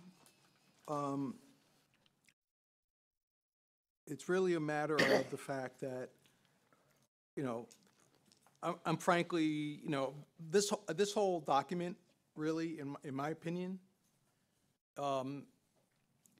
really is unnecessary, to be perfectly honest with you. But that being what it is, this precedent has been put in place before I became the town manager. And, you know, we've already had several go-rounds where, you know, there's been some finger pointing. And I just really don't want to perpetuate that situation. But all that being what it is, nothing's going to change in the field irrespective of what date you pick. They're going to make their best effort no matter what. Okay. So, you know, if you feel to, you know, we're better off to acquiesce and accommodate the county's request, that's one perspective. The other thing is to say is to under-promise and over-deliver, then you take the town's wording. Well, I think it's not so much under-promising as it is having the ability to calculate this. I'm looking at, Kay, do you think they can do it by June? I mean, you know, there's some of the people in the field here. Well, you know what? I'm good with saying it needs to be done by June. Bruce, do you have anything? Yeah. Can I ask a question of some of our experts out here? Sure. That would be you, Brett. Brett Messner, Tetra Tech, for the record. So my concern, since I was elected, was the Estero Boulevard getting done. No delays. So is there some countermeasure that can be done if our preferred seawall contractor cannot put in that concrete seawall there in time? Can you put the box in anyhow and feed out into the outfall? Can you bring in pumps and hoses and pipes to make June? Is there countermeasures that can happen to make this work? Yeah, at Lazy Way, there's an existing outfall already there. We've looked at some alternatives that if for whatever reason we do get held up, that we can work with the county to make some provisions that we can help them dewater in that location. So, you know, the other thing that they're also looking for, it's not just dewatering, just so that we're all on the same page. It is also to assist with the functionality of the system that they're putting in. So the dewatering is a portion of it, but getting it done by a certain date and on their behalf is to help with the system itself too. So my understanding from the county's perspective, it wasn't so much just dewatering, but if that becomes an active storm line in the middle of Estero Boulevard, they have a concern with being able to get rid of the stormwater as well. That's what I'm referring to as the functionality. Okay. So then if that's the case and there's countermeasures, then why can't we say June? Right. You do realize that every time we get to a street, then the neighbors, you're going to have the neighborhoods wanting to have a meeting and talk about stuff. I'm just throwing it out there. It's your turn to talk, but remember that. Your citizens are going to say, before you do this, we want a meeting, and maybe we want to change the line, or maybe we don't want you to take out my tree. I think it's been pretty clear that we're not going to, every time somebody wants to change something, the snowball effect occurs, and the delays are For that one person that wants something changed, the delays are incurred by the other 8,000 people that live here. So it's a plan, it's systematic, and it has to just keep moving forward. It's not just one person, usually it's a whole neighborhood. I just wanted to go back to Council Butcher's point. The fact that the countermeasures are there or not there is not important if you're really making a firm commitment to the county for us to be there by that date. So, like I said, to me, this is going to change one thing in the field. We're going to do our best to be there. You know, I do have a concern about making a promise that we'll be, you know, the analogy I use is that you tell us that your plane's coming in at 8 o'clock in the morning, so we say, okay, we'll be at the airport at 7 o'clock in the morning to pick you up, and then your plane doesn't come until noon, and you still say, well, we still want you there at 7 o'clock in the morning to wait for us to pick us up. You know, the assumption is that the county will be on time, and they, you know, so, and you notice that, thankfully, that they're putting more resources on the project as of late and picking up some steam.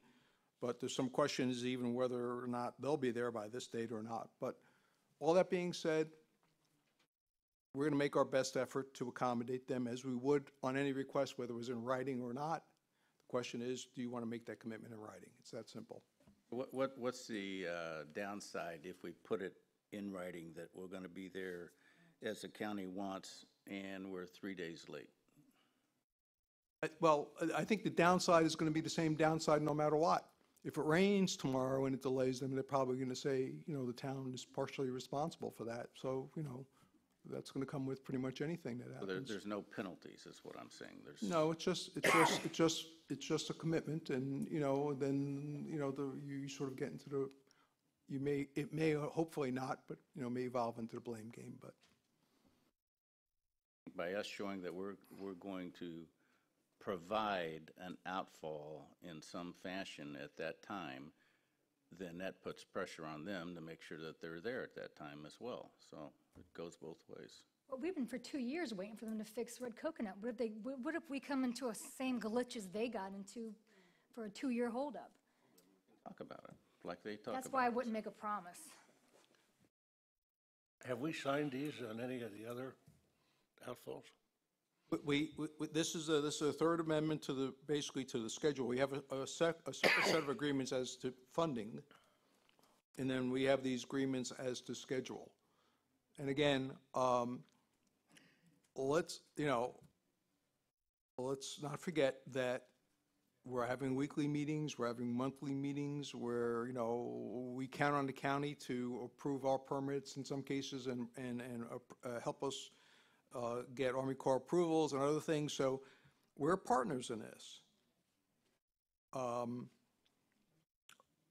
And like I said, I don't believe this document is going to change anyone's effort. They're making their best efforts. We're making our best efforts. Everyone has the same goal to get the project done on time. And so it's just really if you want to make this commitment or not, and in paper or not.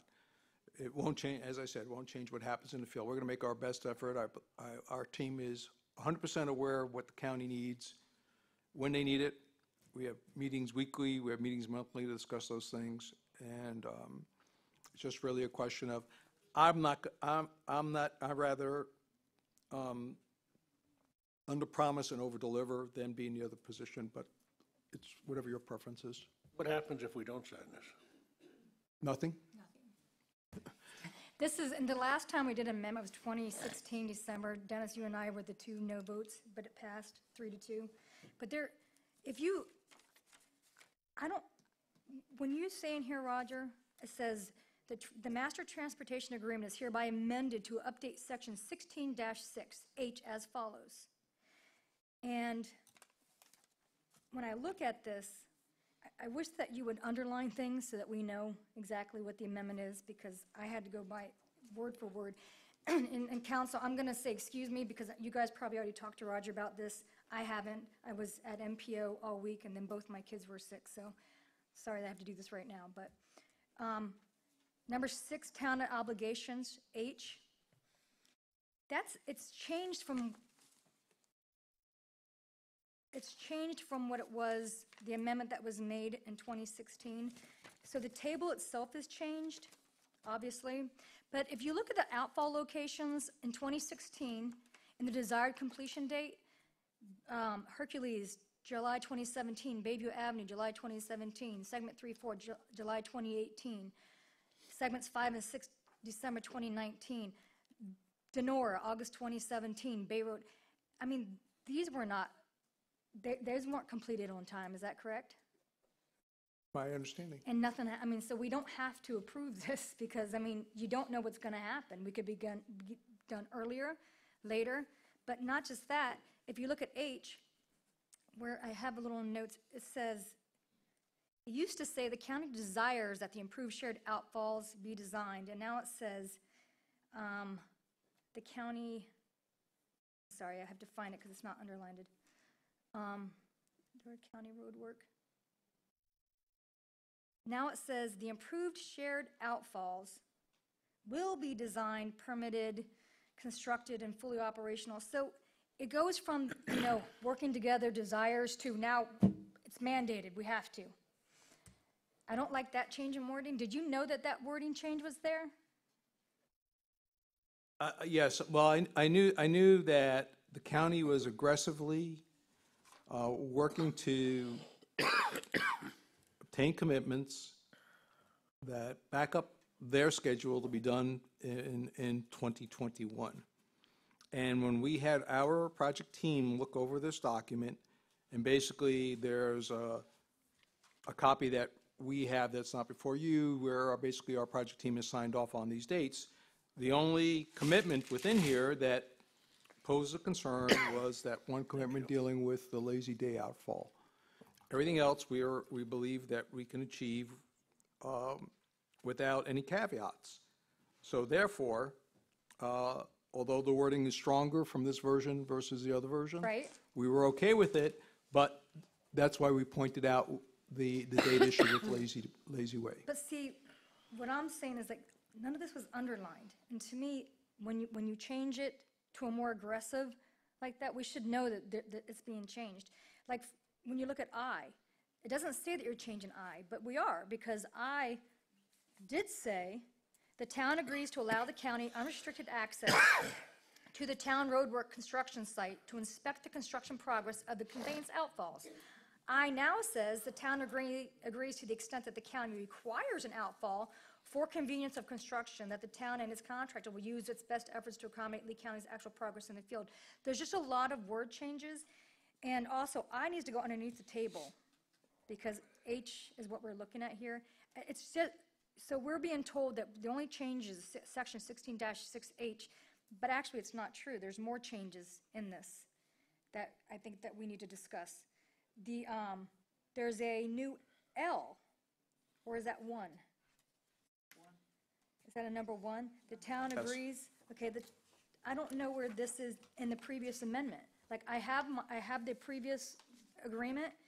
It says the town agrees to provide and convey drainage easements at no additional cost to the county for the county outfall locations that require installation on town roadways. Now, where is that in the original amendment, or the original contract? Because I'm looking at the original contract, and maybe you moved it around. So, Counselor, I'll sort of give you perhaps what you might view as I'm just asking where it is in the original. I don't believe that it was in the So it's original new. because the county, in the previous phases, the town had installed all of the outfalls on joint outfall streets. In this next phase, there are 2 outfalls that the county is installing themselves. So that part was added for that. Just things like this, we should be made aware of, that these are changes to something you want us to sign. This is an interlocal agreement with the county. It's already, a contentious thing with some of the neighborhoods. And then they also, on the table, you've got Aberdeen Avenue, improved shared outfall. But I thought we weren't using Aberdeen. I thought we were going down Dundee. Or are we going to go, we're going to have the discussion later. Aberdeen, Lauderdale, Dundee. So it's all, it's all going, three. you are still going to use the outfall on Aberdeen? The existing, yes. And then also Dundee. Okay, and then, so that says completion by 2019. Mound Road, improved share outfall, April 2020, but I believe an email to the owners on 95 Mound said that their completion was November 2019. That's our current schedule, yeah. But this says April 2020. So our goal, just to be clear, our goal is to beat every date on here. These are the outside dates that the county needs us to be done by. I don't like this. And then it says here, okay, it's not in this one, in the amendment. This is one of the reasons that I voted no in 2016. J, the town agrees that the county has the right, but not the responsibility, to provide maintenance of the conveyance outfall routes from Estero Boulevard to ensure continuous and uninterrupted operation of the system. So what's that saying is the county doesn't have to maintain that paver stormwater thing down Estero Boulevard for the conveyance. They're going to flood us out here on Fort Myers Beach if they don't. They have the right to if they want to, but they don't have to. That's ridiculous. I mean, how do you feel about that? That's accurate. Yeah, it's right here. Okay. Well, you know, The county, it's the county's road. I'm telling you what it says, and we're agreeing that they don't have to. I'm just telling you, it's the county's road. They Well, maintain their roads. If you agree to this, you're agreeing to this agreement with them. so I believe that this will not be the last agreement we have with Lee County as it pertains to this project. I believe that there will be a form of a maintenance agreement in one of these subsequent agreements that will address issues, and I think we'll have them for the maintenance of the pavers, the landscaping that eventually will go in, even if it's at the core level of the county, based on their landscaping tiers. So I think there'll be this won't be the last agreement. They, you know, I don't want to skip over this exact question I'm asking you. No, I'm not skipping over it. I'm just saying that they're going to have to maintain the road. I mean, look, they're spending a huge amount of money, and they're well aware that. And let's take this out. Take J out and say they have to maintain it instead of saying they don't have to. I mean, you don't see it because it's not in your packet. I had to pull this up. But to say that they don't have to maintain, remember we were talking about street sweepers and we're saying piggyback off the county? Oh, the county doesn't have one. Well, of course they don't have one because they don't have to have one according to this agreement. So and then what happens when You know, Rob it clogs Phelan's up? here. Why don't we ask him to come up and comment on that? He can come up and comment, but he doesn't make the decisions. The county commissioners Well, do. he's the project manager. He's going to tell us what this says. We have the right to. We don't have to. Of course, we're going to try to. Rob Phelan, Lee County DOT, for the record. The intention of that statement is to indicate that that gives the county the right to go down the side street outfalls and maintain those pipes if we need to. It doesn't mean we have the responsibility to maintain the side street outfalls. The county does maintain the center drain system. We do vacuum the center drain system on a biweekly basis with our vacuum. With all due respect, it does not say side streets. It says Estero Boulevard. It says the town agrees that the county has the right. Could I take a look at that? I apologize. I don't have a copy of it, but I could, if I could take a look at it. I'm still using it for my discussion, Okay. but I don't know if But that's what the intention is. The intention of that statement is not to defer the responsibility for the maintenance of our stormwater system. And we need to change the wording so the intent is the intent, because it does not say side street. It says, the town agrees that the county has the right, but not the responsibility to provide maintenance of the conveyance outfall routes from Estero Boulevard to ensure continuous and uninterrupted operation of the system. So if It does say from Estero. From Estero Boulevard. From Estero. That means the side streets. So the But the that's intent. coming from Estero Boulevard is coming from Maybe Estero we could Boulevard. take a 5-minute break and you could have Michelle copy what you're looking at so everybody else knows what you're talking You guys, about. I don't know why all you guys haven't looked at this already. This is, Looks fine to me. I don't have an issue with it. Neither do Yeah, I. respectfully, that the intention of the interlocal is to address the coordination of the side street outfalls, not necessarily, and all that was to establish an agreement between the town and the county for the side street outfall locations. The county always assumes responsibility for the system that's on Estero. I think I would just feel better if there was something in writing saying that that was being done. I see the town attorney's looking at me. I'm just trying to maybe facilitate a solution to your concern. Is it subject to the county providing from the county manager or some other responsible person at the county a letter saying that their intent is they will maintain the stormwater collection system in its entirety that's within the Estero John, they're Boulevard right spending away? $80 million. I know. You think they're just going to let it go to No, hell in a I- handbag?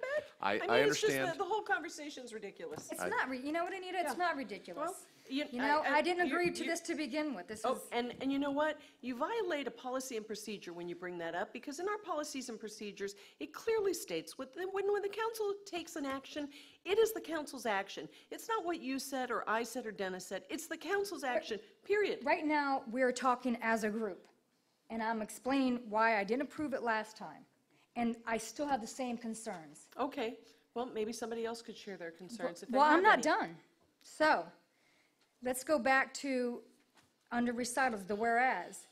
You've got whereas the original from 2016, whereas the county has estimated the total cost of county road work to be approximately 60 million, of which approximately 20 million is associated with stormwater improvements.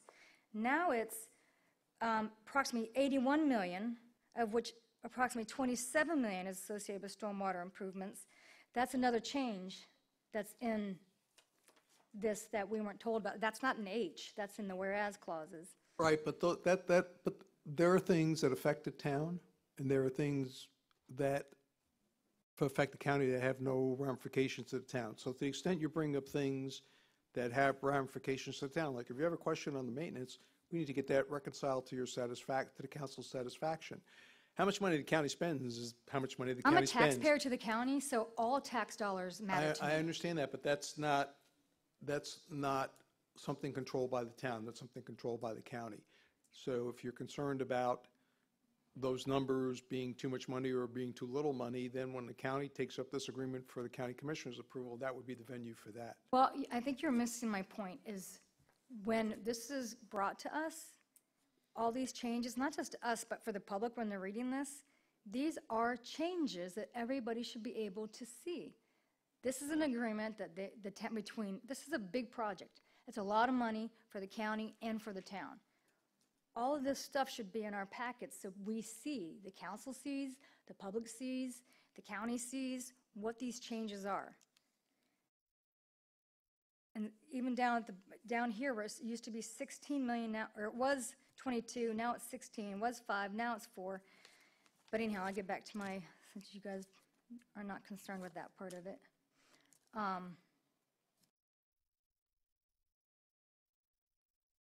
Well, you guys, Dennis, Joanne, do you guys have something else? Anything?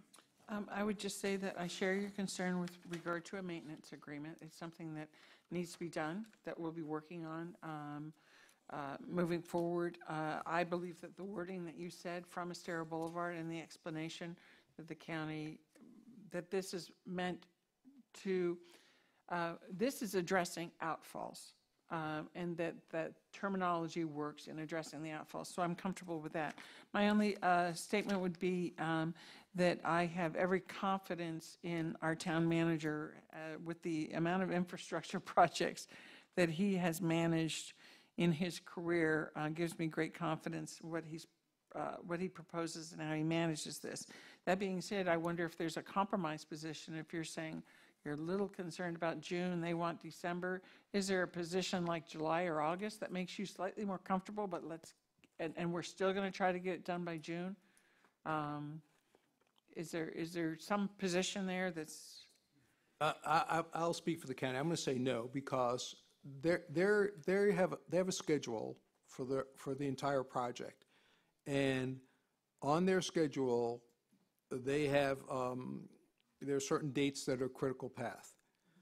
And they believe that this June date is on their critical path for them to be able to show on paper that they're going to make this December 2021 date. So,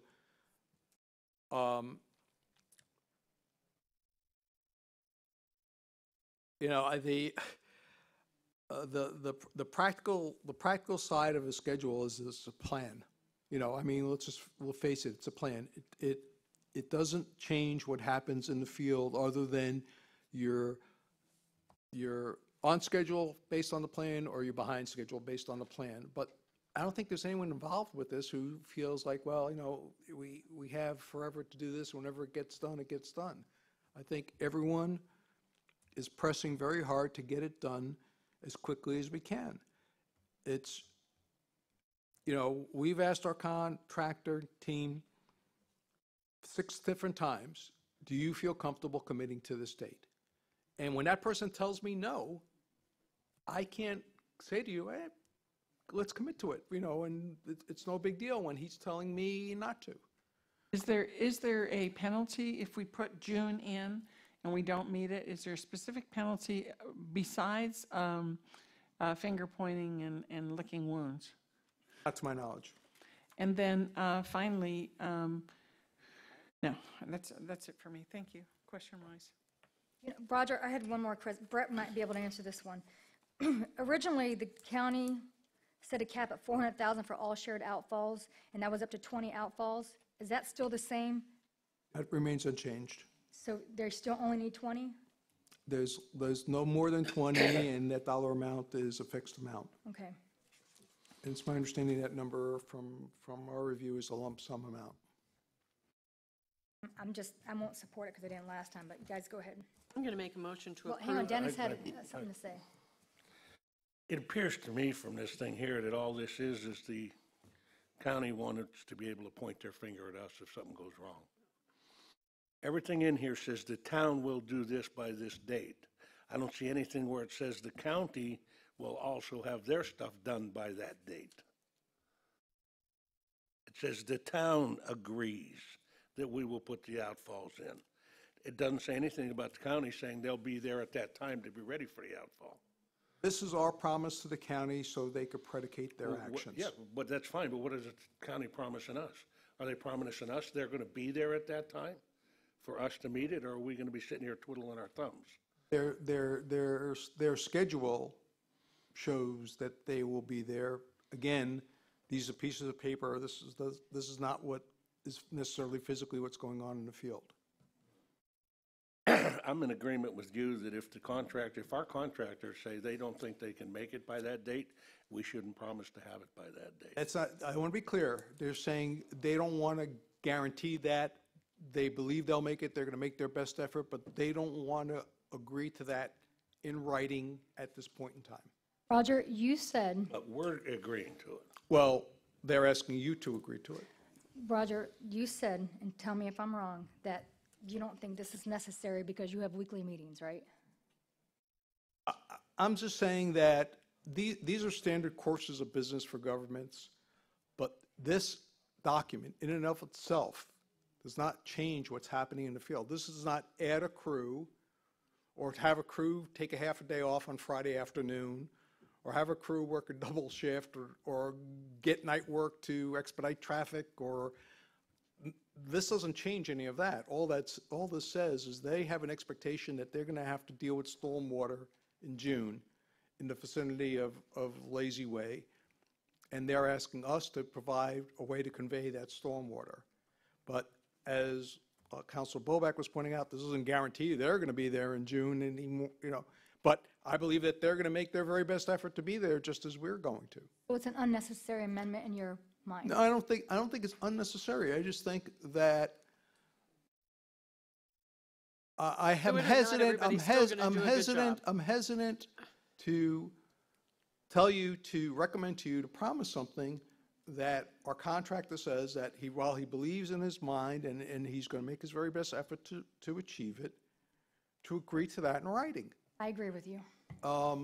It doesn't change what we're going to try to do, just, look, the mayor earlier was relating to the old document about all the dates for the first 8 outfalls, and many of those dates were missed, and the world did not fall off its axis and stop to spin, and the sun didn't, and the earth didn't crash into the sun. We did our best, they did our best, and we are where we are. And the same thing will hold true with the rest of this project.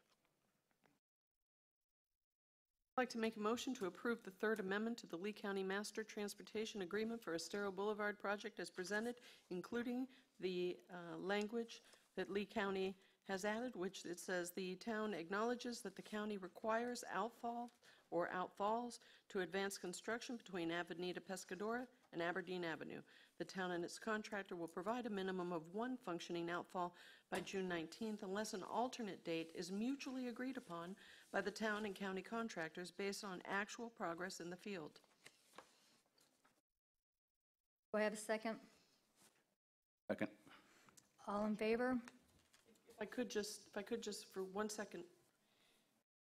The county's language allows for a change of date.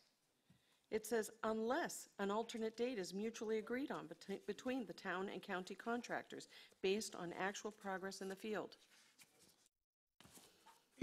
Madam Mayor, before the vote, just I want to make sure that that's true, but it says we can't change the date unless they agree. That's right. I know that. All in favor? Aye. All Aye. opposed? No. No. Motion passes 3-2 with Boback and Gore dissenting. Okay, so now we're going to see West Coast Inland Navigation District WCIND grant request. Authorization to submit a grant application to the West Coast Inland Navigational District for law enforcement grant requests. Make a motion to approve this. Second. All in favor? Aye. Wait, can we have some minor sure. discussion? Yep. I was just wondering, within this agreement, is there any enforcement of pumping out of vessels outside the mooring field? And is there any enforcement of speeding in canals, specifically with regard to Williams Drive? I just mentioned that because these are complaints from the community and Murph and whatever that I'm receiving. Canal at Williams? Behind Williams, that canal that runs. Okay. So the short answer is that without this, we'll do less enforcement, and with it, we'll do more enforcement. To the extent that it covers, specifically will cover or not cover those issues, clearly, all law enforcement personnel, if they see a violation, that they're going to address it. You heard the sheriff speak to that earlier today. Okay, and really with regard to the pumping out, I'd love them to have that conversation if there is a mechanism that they have, because our water quality issue is so significant. So I just mentioned that in passing, and then I'm ready to vote. Right, I think a clarity on sort of the managed mooring field concept is beyond not just where you have mooring balls, but the vicinity around that. Because clearly, if you have the most pristine mooring field operation, if someone can anchor 1,000 yards away or 500 feet away or whatever, and not be subject to the same scrutiny, clearly, you could have a environmental impact. Conversation for another day. Thank you. Town Attorney, since we voted and then had discussion, how do I go backwards? Discussion under a motion. Discussion under a motion. It's okay. You can call it. I already called and we voted No. and you stopped. No, No, we didn't. Okay, so I'll call the vote. All in favor? Aye. Aye. Motion passes unanimously. Thanks. Thank you, Tracy. Okay, now we're at final public comment. I have a request from Jan Fleming.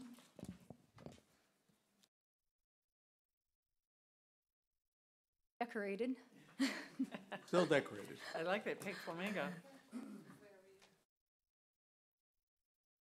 He's ready for the shrimp parade already.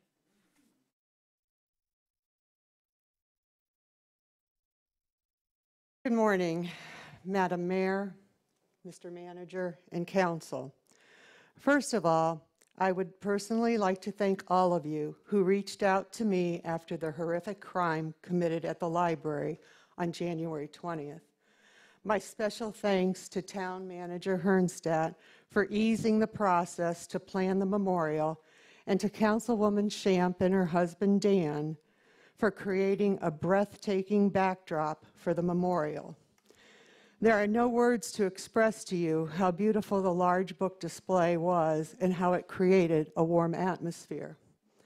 That being said, I would like to address two issues. The first is our homeless population. In my opinion, a letter to the editor written by Ken Silver in the Island Sandpaper said it best. We must differentiate between enabling and helping. Enabling only increases the magnitude of the problem, as we have seen here on the island. I encourage our island churches to insist on accountability while helping, as well as dealing with mental health issues if there are any. Help these individuals become citizens who can give back to the community, whether it be as a volunteer or as an employee. If the individual is capable and refuses, I believe the aid ends there. Secondly, I would like to address the Sheriff Department's presence on our island. I apologize if any of this was covered earlier during the presentation when I was not present due to a scheduled appointment. I believe our town pays Lee County Sheriff's Department for 2 deputies to patrol our 7-mile island on a regular basis. Any added patrol, such as deputies at the crosswalk at Times Square, spring break, and all special events where additional patrol is needed, our town pays extra. I encourage you, our town council and the future town council members, to research how much more we would pay for our own police department. I know that would involve a tax increase, and no one wants to suggest it, but now may be the time, especially now that the fire department is seeking property to build a new firehouse.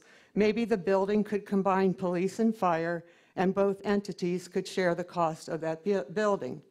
Sanibel, who has their own police department, has an operating millage of 1.91, which is 1.11 higher than ours, and is a larger island. Therefore, I'm assuming our tax rate would not have to increase to their level. What would we get with having our own police department? First, accountability. Accountability to the town manager and to the council and to the citizens. Quicker response times. Police who are familiar with those who live here, and maybe after the stabbing at Tops prior to Dr. Hummerding's murder, our police would have interrogated anyone who frequented that parking lot until someone gave up information that could have prevented a second attack where we lost our dear Dr. H. I implore all the powers to be not to allow Dr. Hummerding's murder to be in vain. In closing, though difficult, every morning I remind myself of Pastor Rusty's quote during the memorial. Let us not remember how he died, but how he lived. Thank you. Thank you, Jan. Michelle, is there any other public? I have no other requests. Is there any other public comment?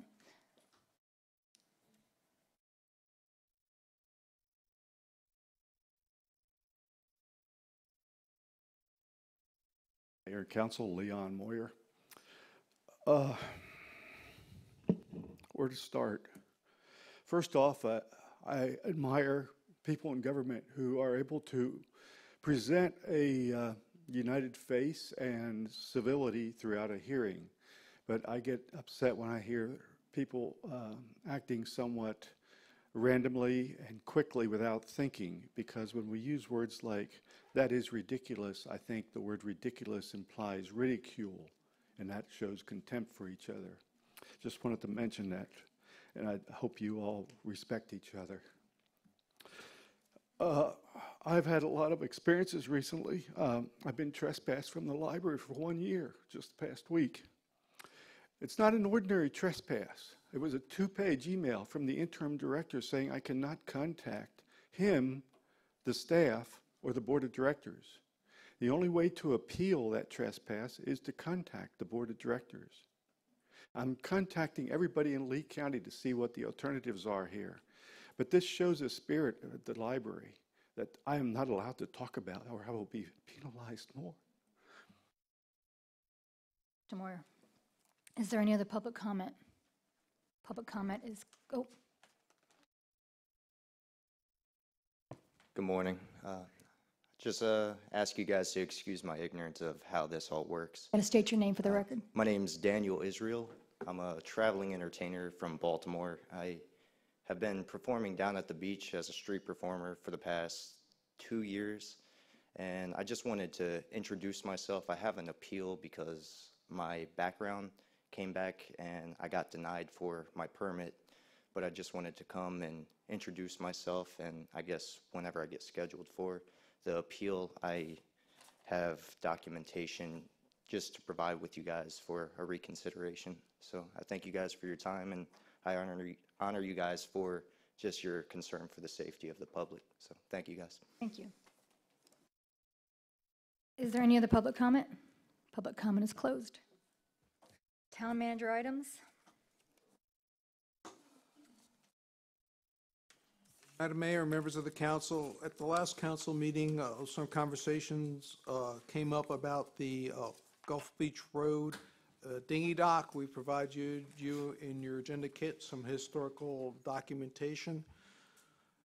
With regard to that dock, I think that a conversation that we do need to have and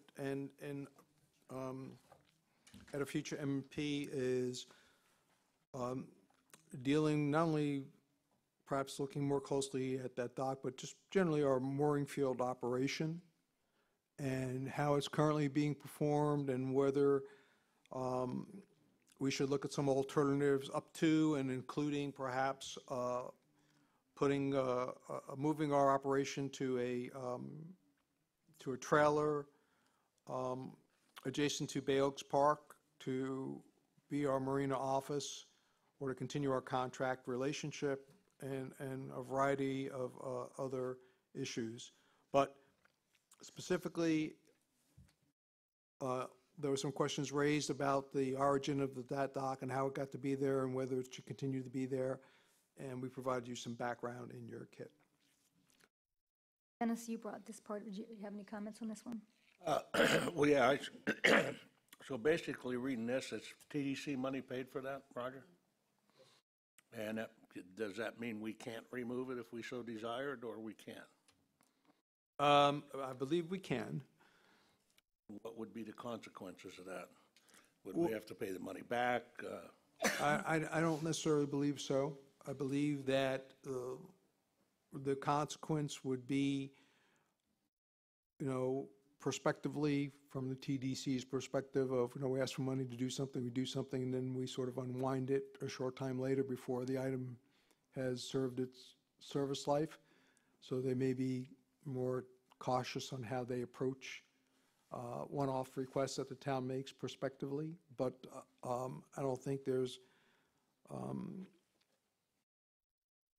penalty per se, financial penalty per se. Yeah, I brought up, it's just something to address some of the issues with the homeless that are going on. I mean, you have that an entire area of derelict boats out there, half of them don't even float half the time, that these folks live on out there. And they use that dinghy dock as access to our community. And just in my personal opinion, if we remove that access, we may remove some of the access that they have to our community. If something happens with the construction, because something's going to happen with TOPS, we all know that, it's just a matter of what. When? At some point in time, we could always put it back if we wanted to. We can take enough of it out so that they can't utilize it and put it back together later should something happen and it become more desirable.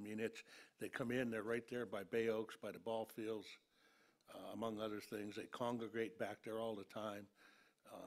Just a suggestion, that's all. I just think by removing it, it might help solve a small portion of the problem. Roger, I want to real quick let the council know that after Roger and I met with the sheriff's office, we came back and I called the TOPS representatives and they put no trespasses. So people can't hang out there any longer. They can't sit up on the side of the walls. So just to be clear, what they authorized the town to procure signs on their behalf and reimburse us, which we did. And we notify them the signs are in and it'll be subject to their posting. I don't know if they've actually come and collected the signs yet and posted them, but we did. They were afraid they would get the wording wrong, so we made a quick arrangement where we would order the signs so that the wording would be right, that they would pay us for it, and it was a couple $100. It was a relatively small amount. So status is the signs are here, we're waiting for them to come collect them and post them. Now, when you were talking about putting up a trailer or something for the mooring field, you would need that dock for that, then where? Right. I think to the comment of you remove the dock, the problem goes away, that really hasn't generally been my experience. They'll tie to the mangroves or whatever. So, but I think if the council really wants to discuss this issue in depth, we should really try to do it at the, add it onto the M&P agenda for Thursday and really do that so we can talk about, are we truly going to abandon that site, or maybe we should do some enhancements to make that site more effective? So before we make a decision, just pull the dock out. Well, I don't have an issue with leaving the dock in if we're going to trespass people down there, and the sheriff's going to patrol that area to keep it clean and free.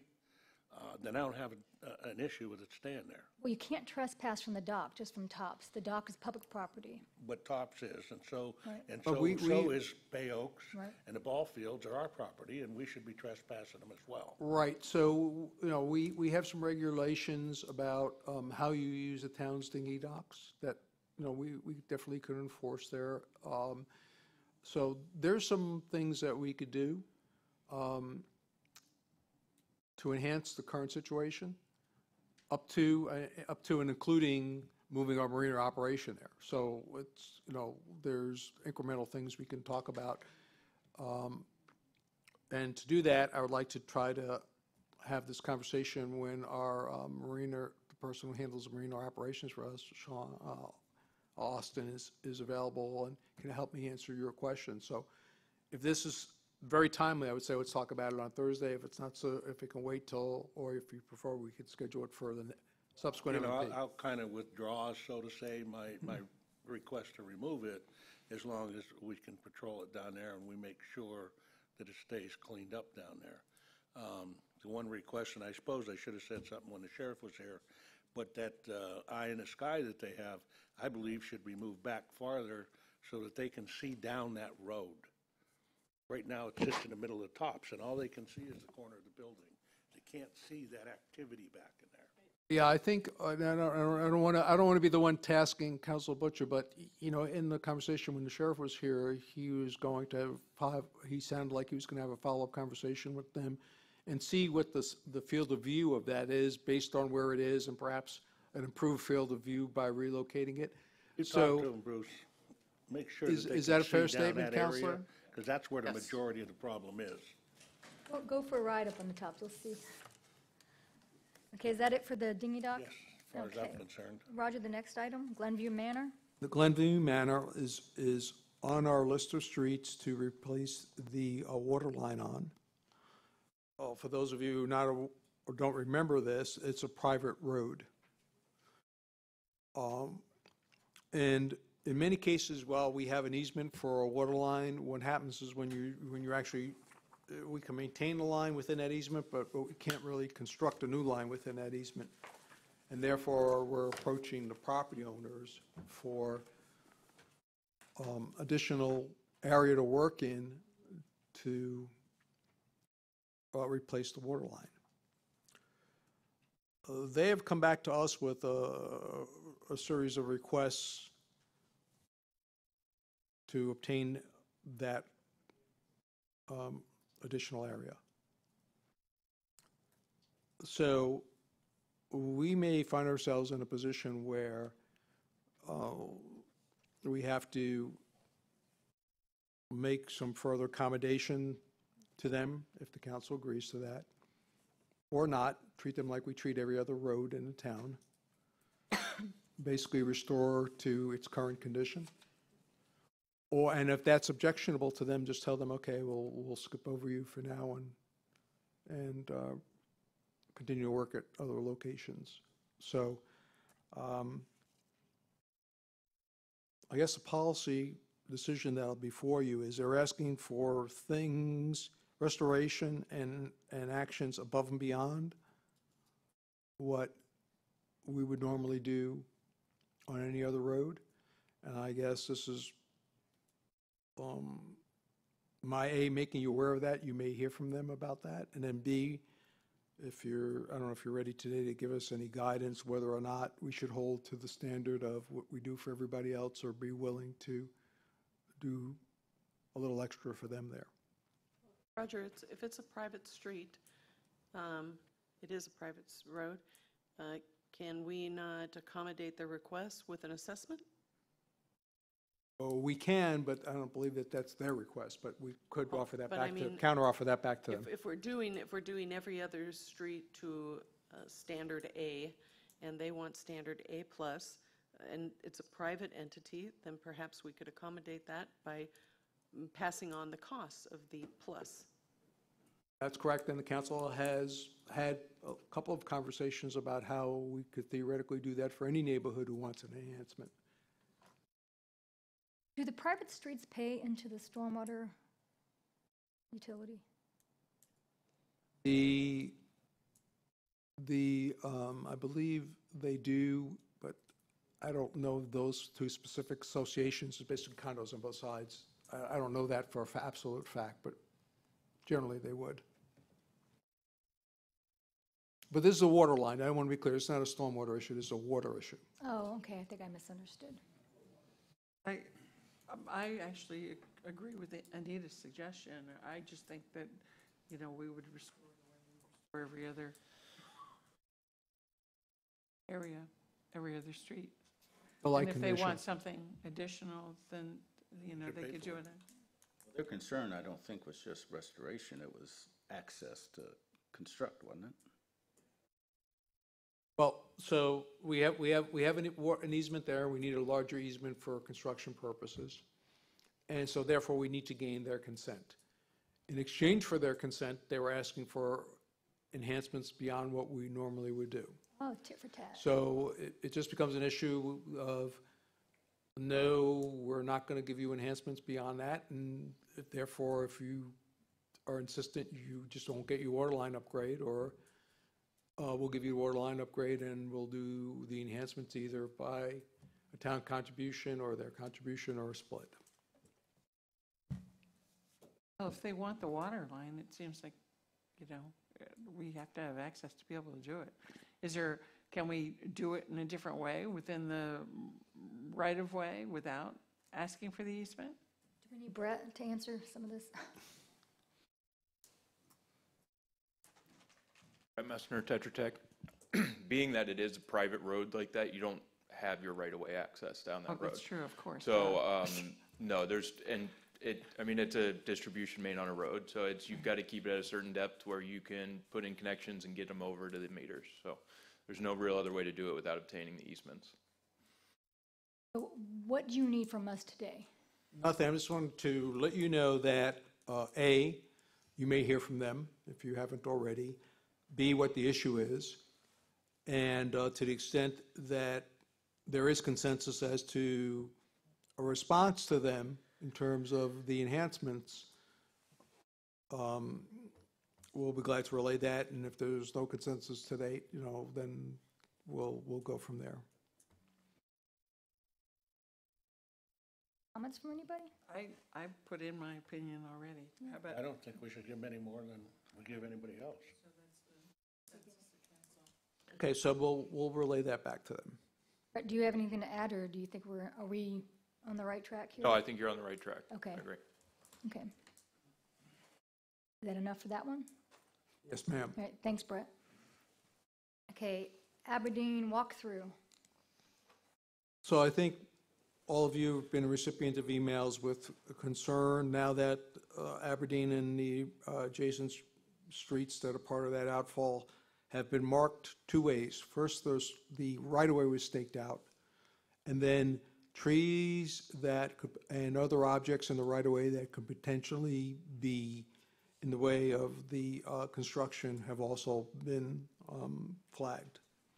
Doesn't mean that they will, just means that, you know, we tend to err on the side of caution, so if we think there's a chance that they could, they were tagged. The community's reached out to us and requested a walkthrough with us. We've done similar walkthroughs on other streets, so that's scheduled for Friday morning at 9 o'clock. We suspect it'll take an hour and change to walk the entire length with the residents to go over what we think will be impacted versus what we won't be impacted. And of course, our construction team will be out there along with our public relations firm, myself, and anyone else who wants to go there. Of course, any of you and all of you are invited. I've already advised Michelle to announce it, so in case two more council members do attend. That's this Friday, Roger? This Friday at 9 a.m. Some of the emails also include concerns over some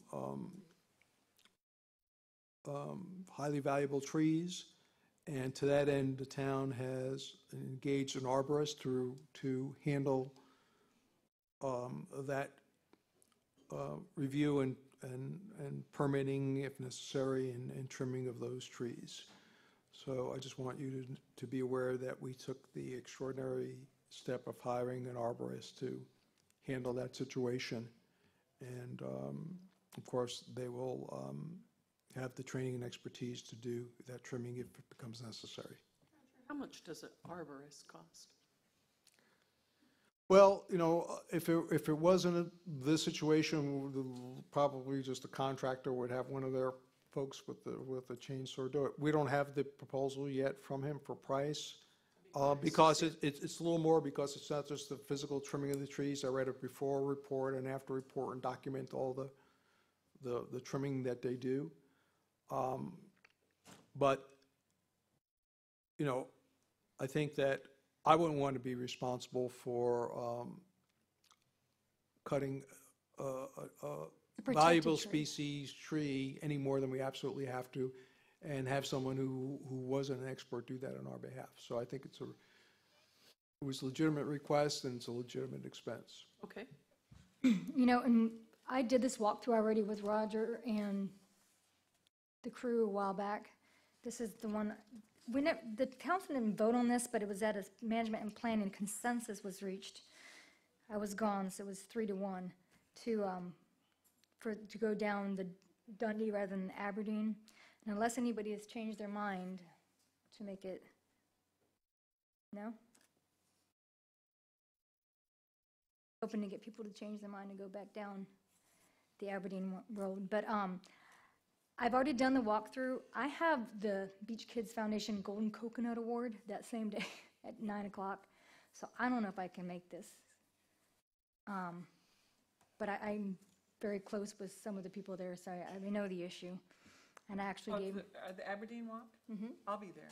I said I would, but. Well, Michelle sent out a public Right. so that we can all be there. Right. I'm just saying, I'm either going to have to come late, leave early, because I've got to do the Golden Coconut.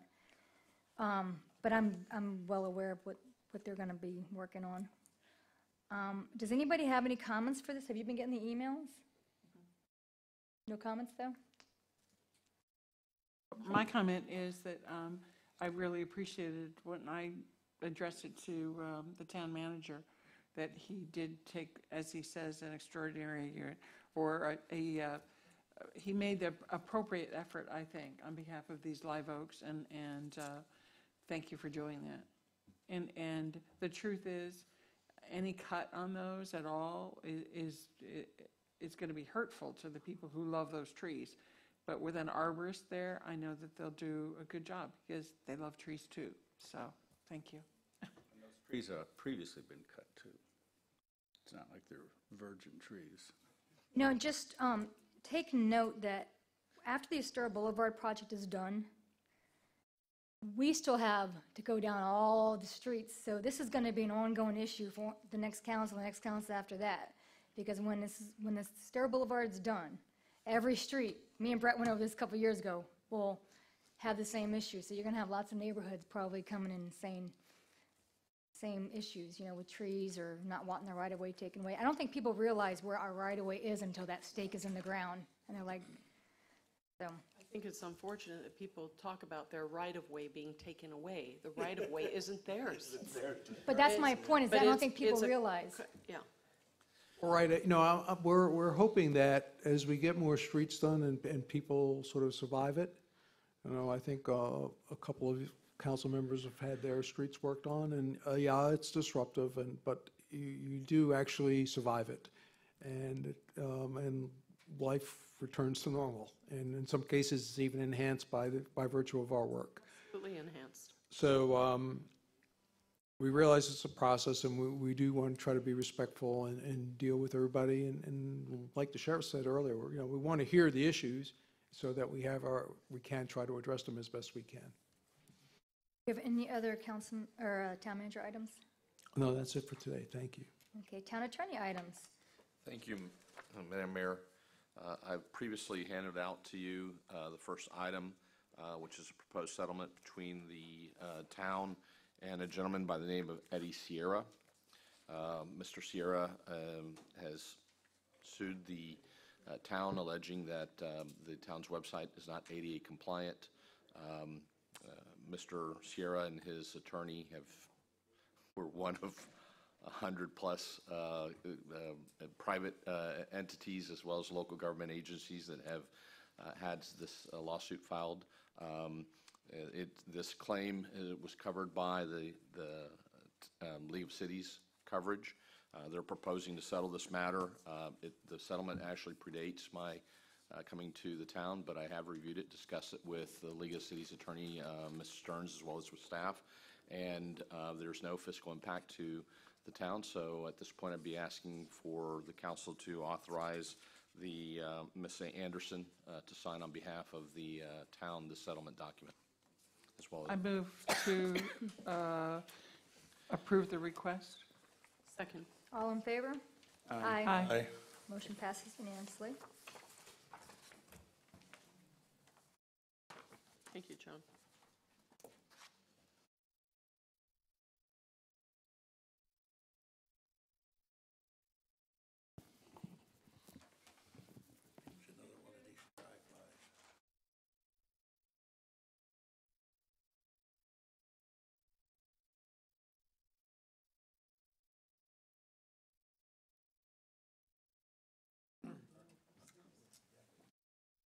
Was this all of them? Yes, ma'am. All right. And I'm sorry? Yes. The next two items are interrelated. Let's deal, I guess, first with the policy on accepting service. One of the fourth listed item in the memorandum that I've handed out, which is the Lenny Kai litigation, there's actually a pending motion to dismiss for failure to properly serve the town. What appeared to have happened is that the process server came to Town Hall, looked for the mayor, did not find the mayor, and someone here at staff accepted the paperwork, and that's not in compliance with state statute. The Peterson Law Group that was handling the case prior in time filed a motion to dismiss, and that's currently pending. The judge has not ruled on that for failure to properly serve. The attorney representing the Lenny Kai, Mr. Brooks, has sent me an email asking for a consent to accept service, which is a fancy way of saying if you sign this, then the motion to dismiss goes away. The question is, what is the policy of this council with respect to that issue?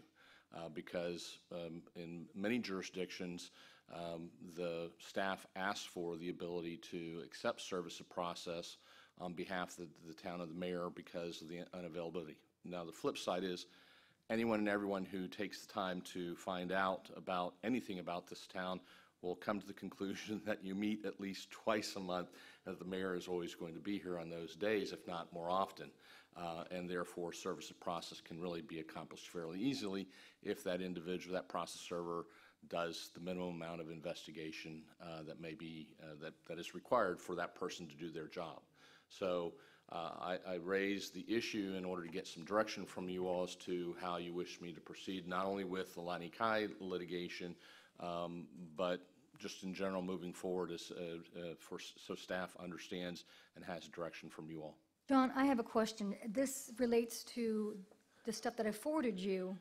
Remember I said they were asking when I'm going to be here, and I said I don't have town hours, Yes. and I said, what is this? Is this? Part of it is that. So they did attempt then? No, they had already filed the lawsuit. They're now trying to clean up their, what I would call their error in failing to properly serve you the first time around. Because this lawsuit's been out there now for about 4 or 5 months. So is the mayor always served? Unless the mayor is unavailable, then it would be the vice mayor. Never staff? Generally, no, unless you adopt a policy that would allow for that. And in all sincerity, I would like to hear your recommendation. My gut feeling is that we should leave that policy in place, that having just any staff member or whatever able to receive it also creates problems where, whatever, making sure that it was received and who that person was. And It would sure be better if the person to receive was the town manager or the clerk and not the mayor. Yeah, because in my year being the mayor, I've never signed or received any lawsuits, so I don't know who is accepting these. And that's the reason for the purpose of the discussion, is so we can have a formal policy and we know who is the designated individual here at Town Hall who would accept service of process in lieu of the mayor. So would that mean that the TPI lawsuit, since I didn't sign for that, does that go away? No, it doesn't automatically go away. You would have to file a motion to dismiss for failure to properly serve, and I don't know the circumstances of each one. All I can speak to is to the Lani Kai, because that's the one that's come front and center, and because the attorney has in fact reached out to me. What would you recommend, knowing our town? And Anita made a good point too, that the town manager and town clerk could be very appropriate individuals. What do you think is most appropriate? Because we don't have office hours. Understood. To be honest with you, I would tell you that my view is that if the law says you are to serve the mayor or the vice mayor, then that's what you should do. As I mentioned before. Which law? State law. Okay. So there's an advantage perhaps to not always being available? Well, I mean, is that what you're saying? Ultimately, if in fact the mayor or vice mayor is avoiding service, then there's a process by which a plaintiff can go to court and say, we've tried on several occasions, and please allow us to use substitute service. And Would they serve those individuals in their home? Or a place of theoretically, work? yes. Okay. But that's my point, which is we are here at least twice a week. I'm sorry, twice a month. Okay, and if a process server who is doing their job should be able to ascertain that very easily and come here and serve the mayor fairly easily.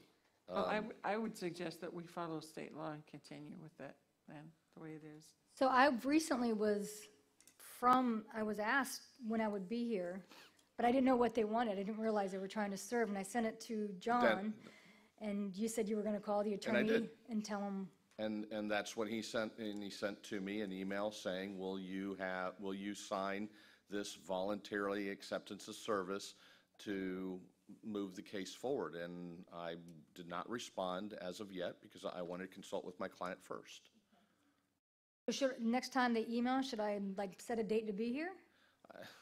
I don't think that you need to set a date because you have dates that you're here already, Mayor. That's my point. Is anyone who looks at the town website can readily ascertain when each and every one of you are going to be here. I just had no idea that's what they wanted me here for. Well, So, okay. I do have a question on that. Yes, So I don't understand the connection between serving and lawsuits. Every time you file a lawsuit, you have to serve somebody? I don't understand. Yes, sir. Yeah? Yes. It's called service of process. Generally, a company that does it for a fee will pick up the lawsuit once it's been checked in and filed with the clerk. A summons is issued, and that summons and lawsuit is then served on the defendant, in this case, the town, through the mayor. So Dennis, there's a lot of 17s. Did you sign off on, did you get served all these? I don't remember, Do you remember getting any? not off the top of my head. I'm wondering if any of these are. Even this one with Texas Hold'em, it says 2018. I mean, No, the Texas Hold'em is a little bit different. Look at who the plaintiff is. Town's the plaintiff in Texas Hold'em. oh, that's right, because that's the, For now, you just need us to say whether we're going to continue with the State law. State law. so just stay with state law? That's what I would do. I'm feeling the I same way, agree, yeah. Joanne. Okay, we've got. Yeah, I'm good with that. Bruce? All right, state All law. right, thank you very much. As far as the memo that I've handed out, it really is self-explanatory. With respect to the, we can go through the first Prasad matter, the Junkanoo. It's being handled by outside counsel, appointed by the League of Cities.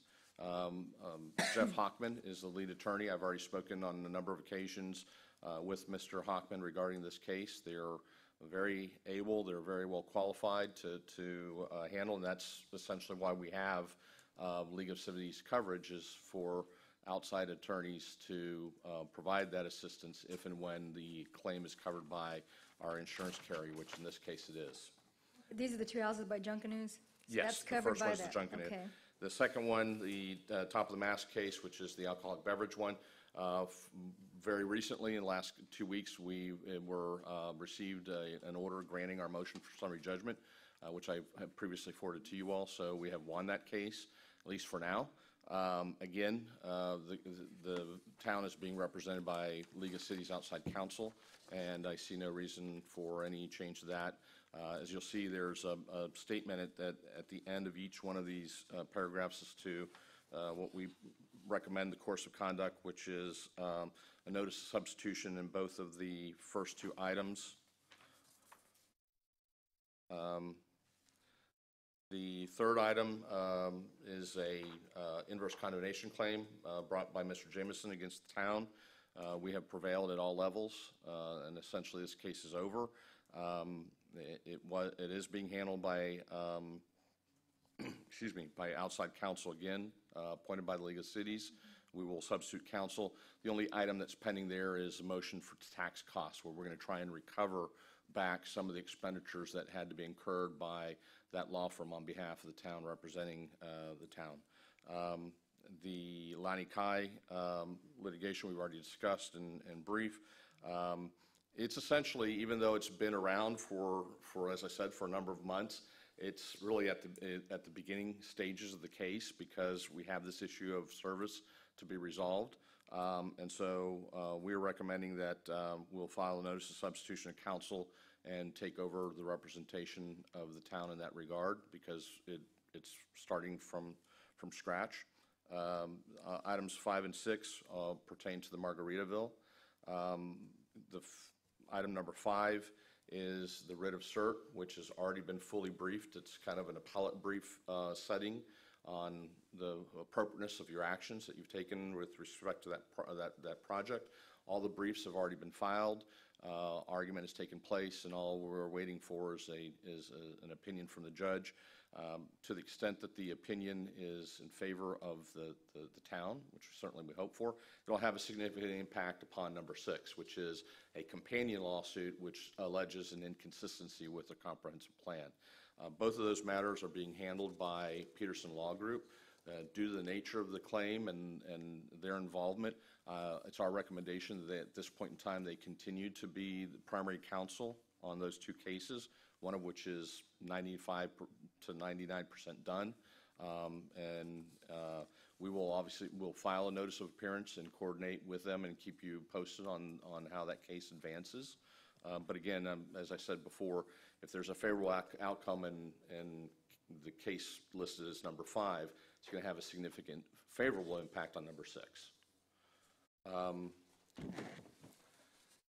Beachfront escapes, that's a case again that we very recently was favorably ruled on behalf of the town.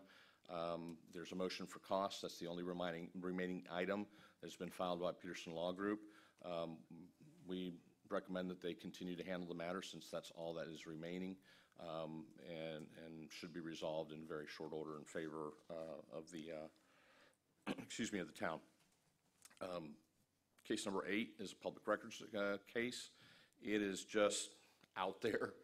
Nothing is taking, there's no activity whatsoever. Eventually, the court will do what's called a motion to dismiss the case for lack of prosecution. That's all we're waiting for. Since that's all that remains, we file a notice of substitution, just handle the matter, and keep you posted as we move forward on that. The last 2 items are administrative hearings that are taking place. They both have been substantially completed. They're 95 to 98% done, just waiting for the judge, the administrative law judge, to issue a recommended order, and then the respective agency, and the first, and number 9 being the Water Management District, and number 10 being DEP, to issue a final order.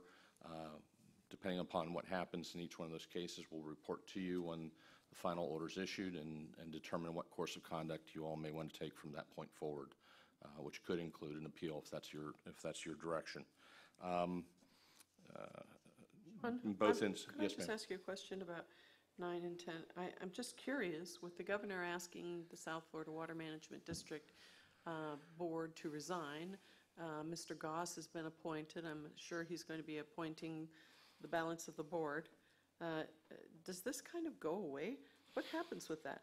I mean, they could revisit that whole discussion. Well, maybe not. My guess is they will leave it and just and see what happens in the case. Okay. And then if it's simply say, you know what, staff, go back to the drawing board to redo this if they're not successful. Yes. As far as number 10, that's DEP, not the Water Management District. Right. And generally speaking, the final orders written by DEP are done at the administrative level by the General Counsel's office, not by, I mean, nominally the secretary signs them, but there's no governing body, just the secretary and staff. Thank you. And again, we recommend essentially number 10, no action, because we're just waiting on an order. And we will file a notice of appearance just so we're copied and we're familiar with it. I would be remiss if I didn't mention number 9, the Water Management District dispute the rule challenge, the issue of the invoices from the outside law firm yes, thank Manson you. Bulvis. I have found out some additional information with respect to that issue. There is no written agreement. It is the gentleman's agreement or ladies' agreement that all of the government agencies that went along with primarily Sanibel and Cape Coral would assist them. There was no agreement on what the amount is. The reason why I mentioned that is that in the case of the town, Peterson Law Group made a notice of appearance and participated in that case on behalf of the town. So to the extent that, and several other jurisdictions did something very similar, where their attorneys made notice of appearance. It was the city of Cape Coral and the city of in Sanibel that hired Manson Bulvis to be their attorneys. And so in the colloquial way is that if we pay Manson Bulvis, which I'm not suggesting you don't, it's up to you all, it's double dipping because you're paying twice. No, I'm sorry. But- We had a meeting here and we discussed it and we voted. And that's fine. I'm not disagreeing. I just I need don't go directions back of what on my is, word. you know, the Several of the jurisdictions have said that their discussion was that they capped their contribution. I continue to investigate. I'm just letting you know what I've found to date. And that's, I put in some calls last week to City of Fort Myers, to Cape Coral, to the law firm, frankly. I want to talk to them and find out what their understanding was, who was paying what. And I will continue to keep you posted as I learn additional information. I just adding that it doesn't necessarily affect, frankly, what our recommendation is, but I know that there is a concern, and we continue to look into that matter for the town as well as for the law firm and the other jurisdictions that have already paid, which I believe at Cape Coral and Fort Myers have already paid $30,000. So should we not, at least in good faith, make that $30,000 payment that we promised we would? That's. No, we did not. So part of John's conversations is once you sort of agree on the town's commitment, if that occurs today, then he will tell the law firm to send us an invoice in the amount of X number of dollars based on that commitment, and then we will pay that. Right now, we do not have an invoice directly to the town of Fort Myers Beach for a specific amount of money, but when we do, and if it's consistent with the policy being set by town council, we will pay it. Since I'm the one that's been asking for this, I think that we should honor our initial agreement, but going forward, there should be some clear, we should know what we're getting into. It can't just be a blank check, and especially a blank check being driven by two jurisdictions who have a far greater ability to write the blank check than we do.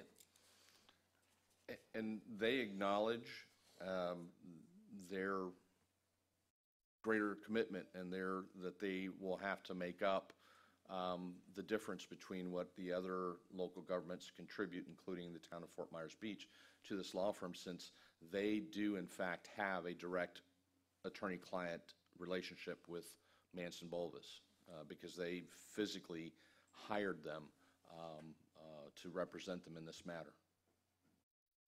Have you spoken with the Peterson Group? Because when we agreed to this, they were going to go meet with them to bring back. I will follow up with them as well, but I do know that they participated fully on behalf of the town during the entire hearing, the 3 days of the hearing. That was after we agreed to pay for.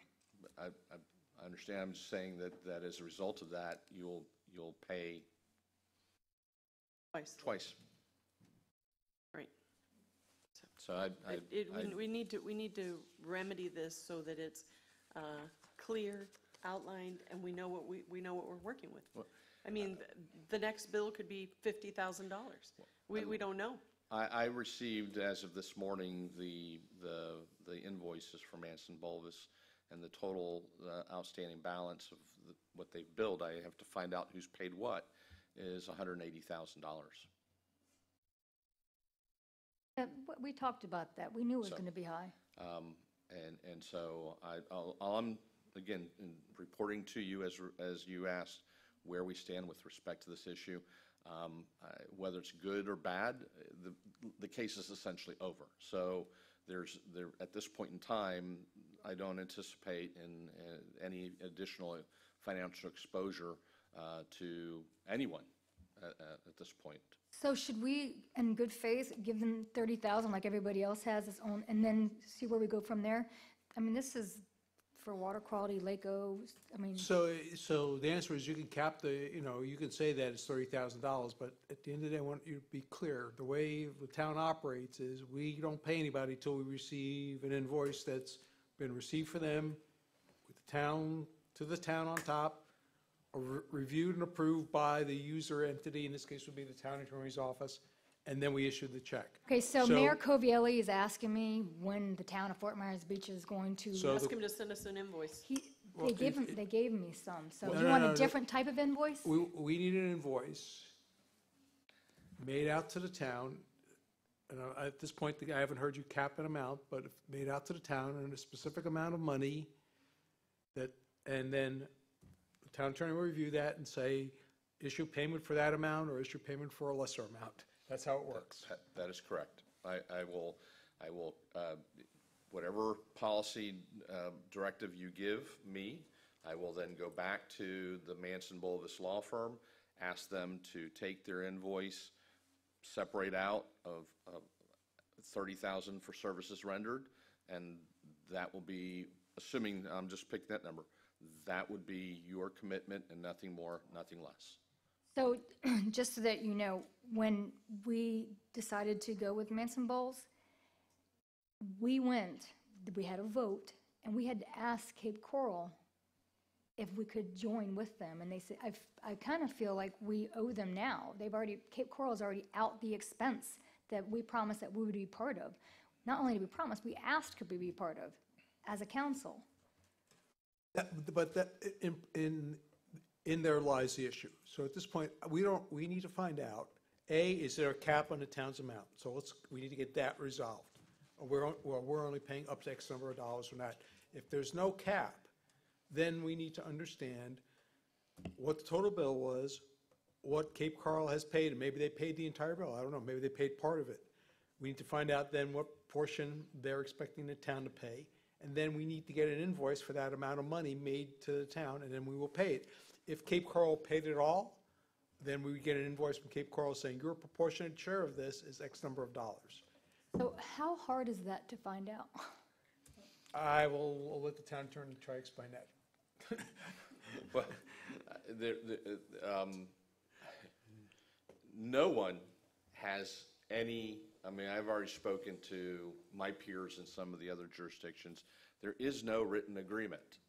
There is an engagement letter that was signed by Cape Coral and Sanibel to hire Manson Bolvis. So technically, they're the entities who are on the hook. There's an unwritten agreement that was directed by each jurisdiction at when the mayor, if I remember, it was Sanibel who showed up to ask for your participation in the litigation. And I remember because I happened to be here on that date.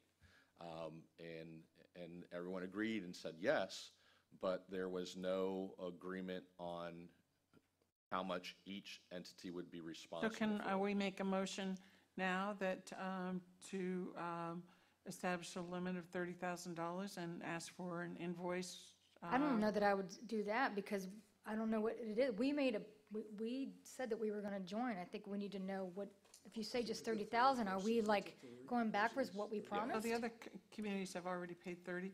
If we make a limit of 30 and then they come back to us and want to discuss something else, we'll discuss it. You mean at that give them time. 30 now and then come back if there's more? I thought he just said he doesn't know what everybody else has paid. So John's calculating now, but I assume the delta is the difference between $30,000 and a third, if you look at three towns. So if it's what, 180, I think you said? So Yeah, if But there's more, though. There's more that's involved. It shouldn't be more because it's essentially over, right? It's essentially over, but. No, but I mean, let's- there's more, the Captiva erosion, there was other entities that got involved. Anita, Estero, Fort Myers. Correct.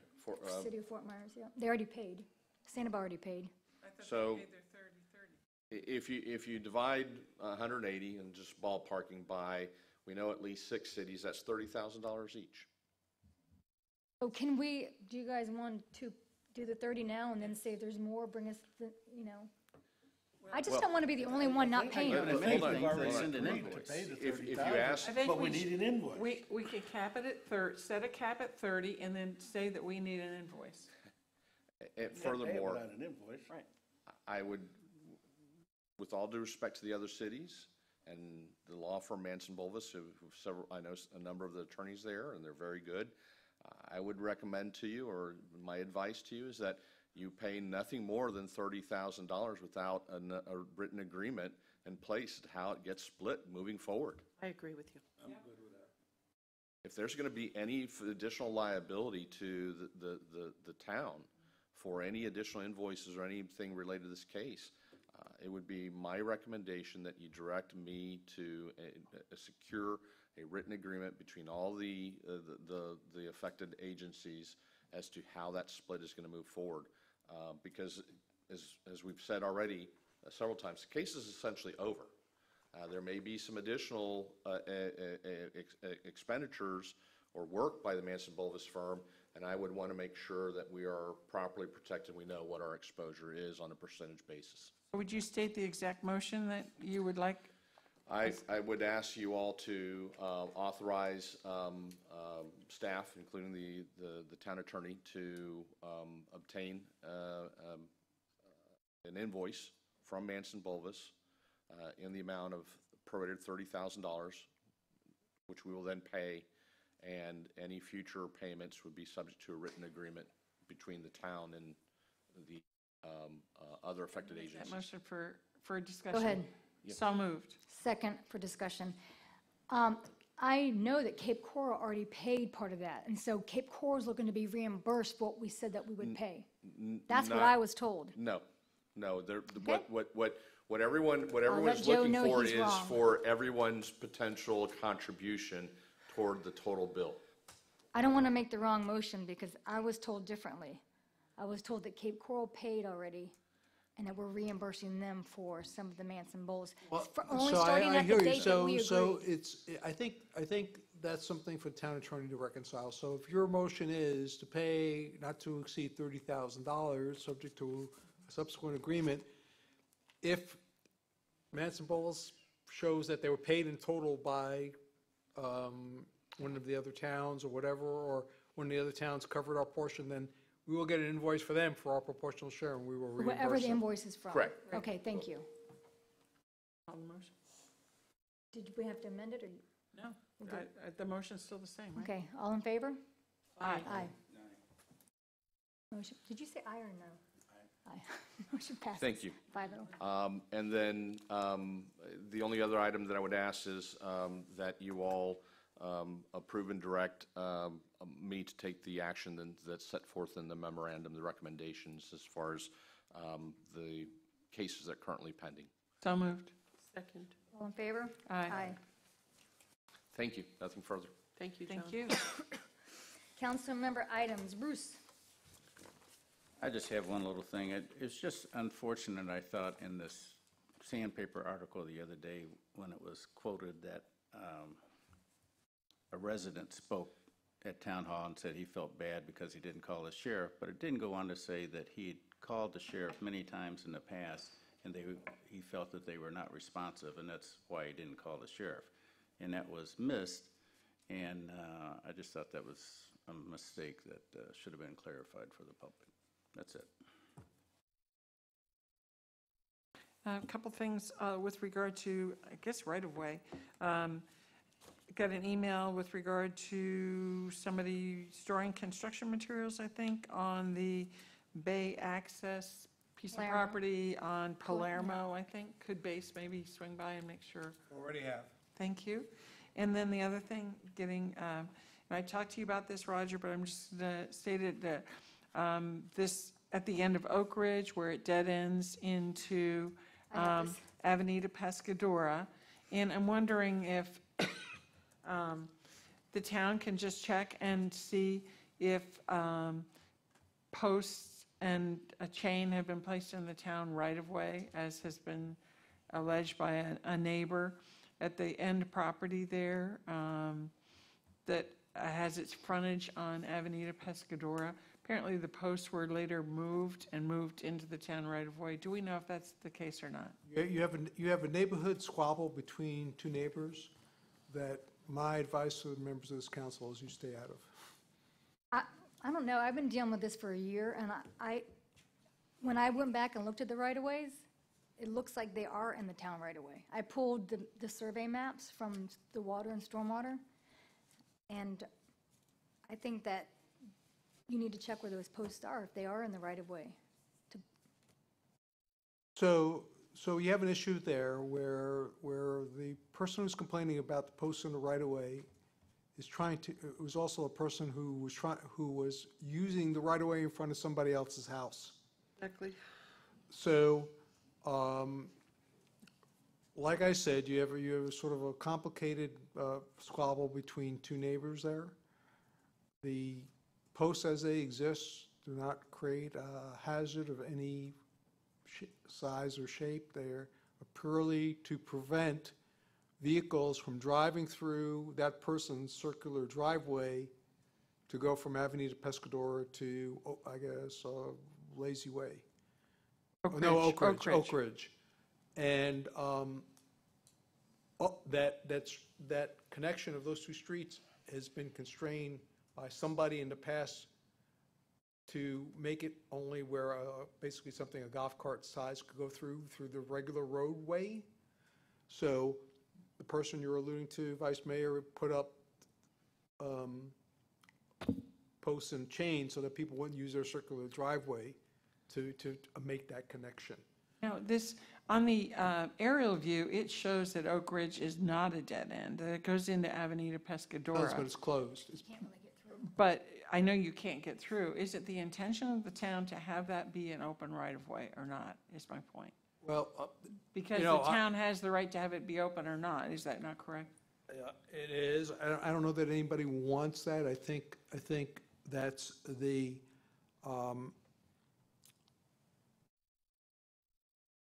no one involved has asked for that. The issue purely is, based on what I know, is that the property had its entranceway on Avenida Pescadora and came in and got a permit for and obtained permission to have a circular driveway, so they have now the option of going into their driveway via either Oak Ridge or Avenida Pescadora. The reason one of the adjacent properties complaining is in that dead end right away, that's dead end by virtue of the fact that it's been closed 80%, that person used to park their boat trailer there. And now that the person created a circular driveway, can't. Right, but my point in the overall, though, is should the town look and see if it's to the advantage of the town to have that open or not? From Oak Ridge to Avenida Pescadora, should that be open or should be not? And then I agree, I'll stop talking about it. Well, I think if the neighbors come to the council, hear a public comment and say, we would like to request that to be open, that's something that you all and we should consider. I don't know that I should go impose that upon them or you all should, unless they're interested in that, or if there's a traffic issue that needs to be addressed.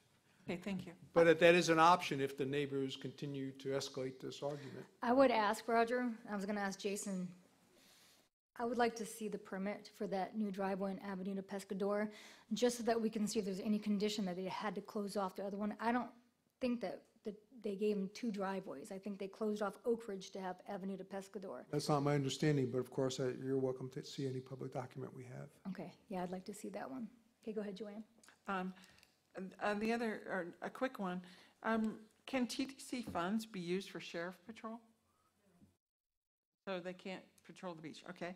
And then, and I mentioned this to Mr. Herron before, at some point, that the farm bill, if and when it passes or whatever, I know Murph, the council will need advice on whether we can change our fertilizer ordinance or not. Legal advice on that, and whether we can pursue an herbicide ban because that's what Murph is asking us to do. So we're going to need that from you at some point. I appreciate the inquiry. There are two separate but related issues. One is the proposed prohibition on essentially Roundup or herbicides. Currently, that's not an area that's preempted by the state, but that I wouldn't be surprised if there isn't a preemption coming down the road. The fertilizer ordinance, there is a prohibition on it. Ours predates it. However, because the prohibition did go into effect, any amendments to it, if they're not what I would call procedural in nature, but rather substantive, likely are prohibited. So our fertilizer ordinance, there's no point in us MMPing our fertilizer ordinance right now, is my point. Right now, it's pretty much what it is. We have what we have. Yeah. Okay, so then maybe Murph can stop working so hard on it. Okay, and then, but you believe that we were separating those two topics out. You believe that we may still be able to bring an herbicide? Yes, and Ordinance? with the caveat that I have spoken to staff, and we are reaching out to DEP to verify that. Obviously, when it comes to any of that type of regulation, it's really an issue of enforcement and how can it be readily enforced. Well, it's just as liaison to Murph, I wanted to make sure that I fully understand that. Thank you very much, that's all. If I could add Go to that, ahead. I would suggest that maybe you want to continue to have the fertilizer on the M&P in terms of discussing the education, enforcement, managing of our Portion that current. we can legally do, Right. correct, yeah. That- But my point is, as far as changing Yes. anything else, right? Yes. Yeah, that's what, Dennis, you brought that up a while ago, that the enforcement of the ordinance, that it's, Okay, no, that's all for me, thank you. Anita? I just wanted to just elaborate a little bit more on the meetings that have taken place with the pastors. I have to tell you, I was so impressed with those gentlemen. They, you know, the spirit of community that they have is really quite extraordinary. But I'll tell you something that I was struck by. I'm glad Forrest is sitting here. Pastor Kritzer said that only 4% of the people that utilize the pantry at the Beach Baptist Church are homeless. The other 96% that utilize that service for food are underemployed, unemployed, people that just need that to make ends meet that live here on Fort Myers Beach.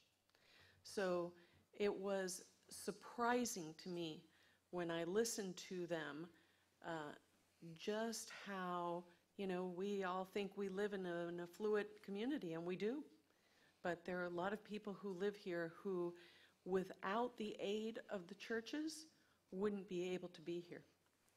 And I'm talking about people who live in houses. I was also very surprised. I've asked people this: how many homeless people do you think we have on Fort Myers Beach? How many do you think we have? Any idea? I've gotten a dozen up to 200. Well, these ministers say that there are about 56. There is a you know, an absolute code amongst them that you know, the reason the sheriffs couldn't get any information on that first stabbing is because they don't turn each other in. And it is an ongoing effort amongst this. You know, the other thing was interesting too, and it was actually kind of funny.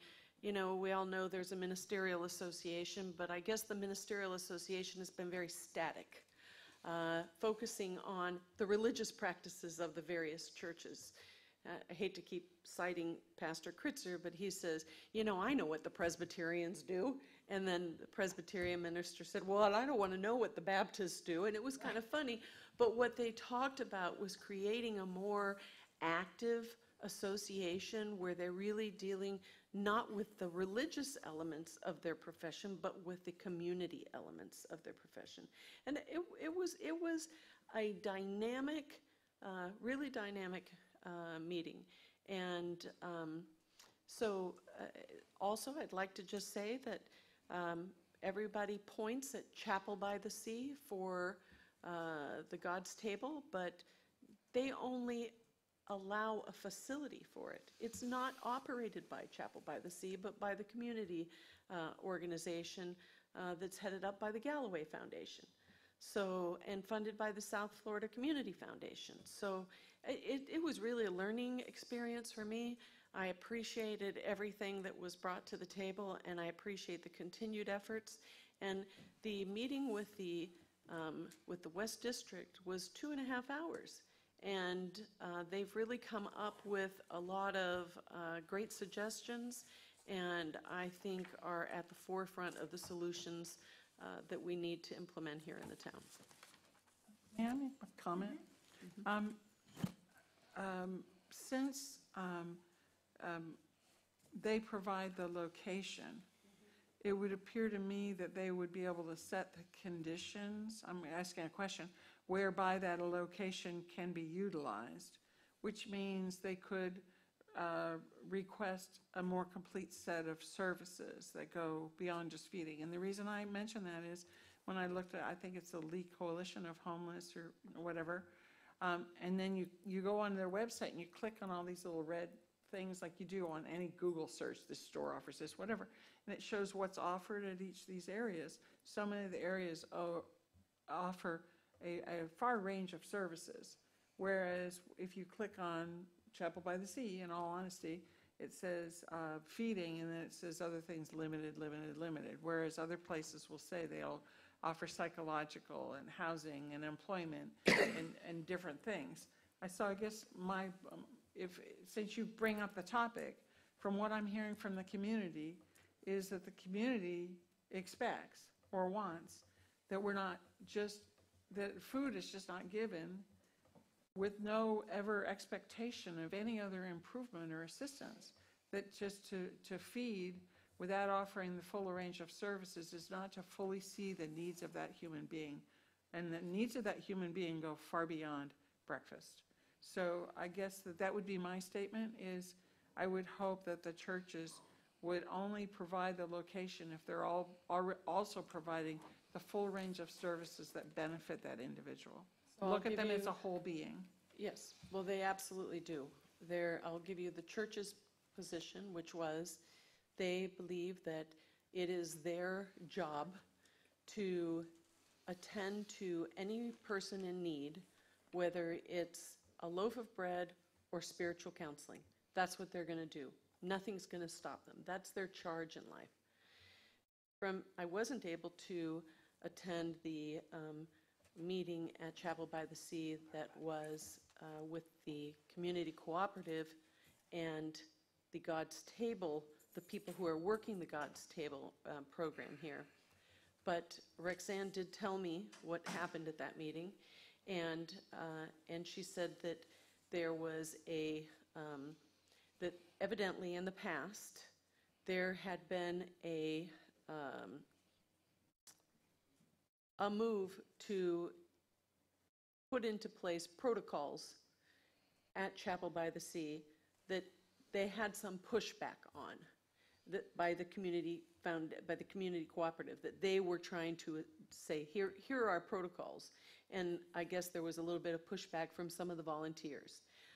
Rexanne said she looked around the room and she said to everyone in the room, okay, well, can we all agree that the community cooperative is who is in charge here, and their list of requirements and their protocols are what we have to have in place, period.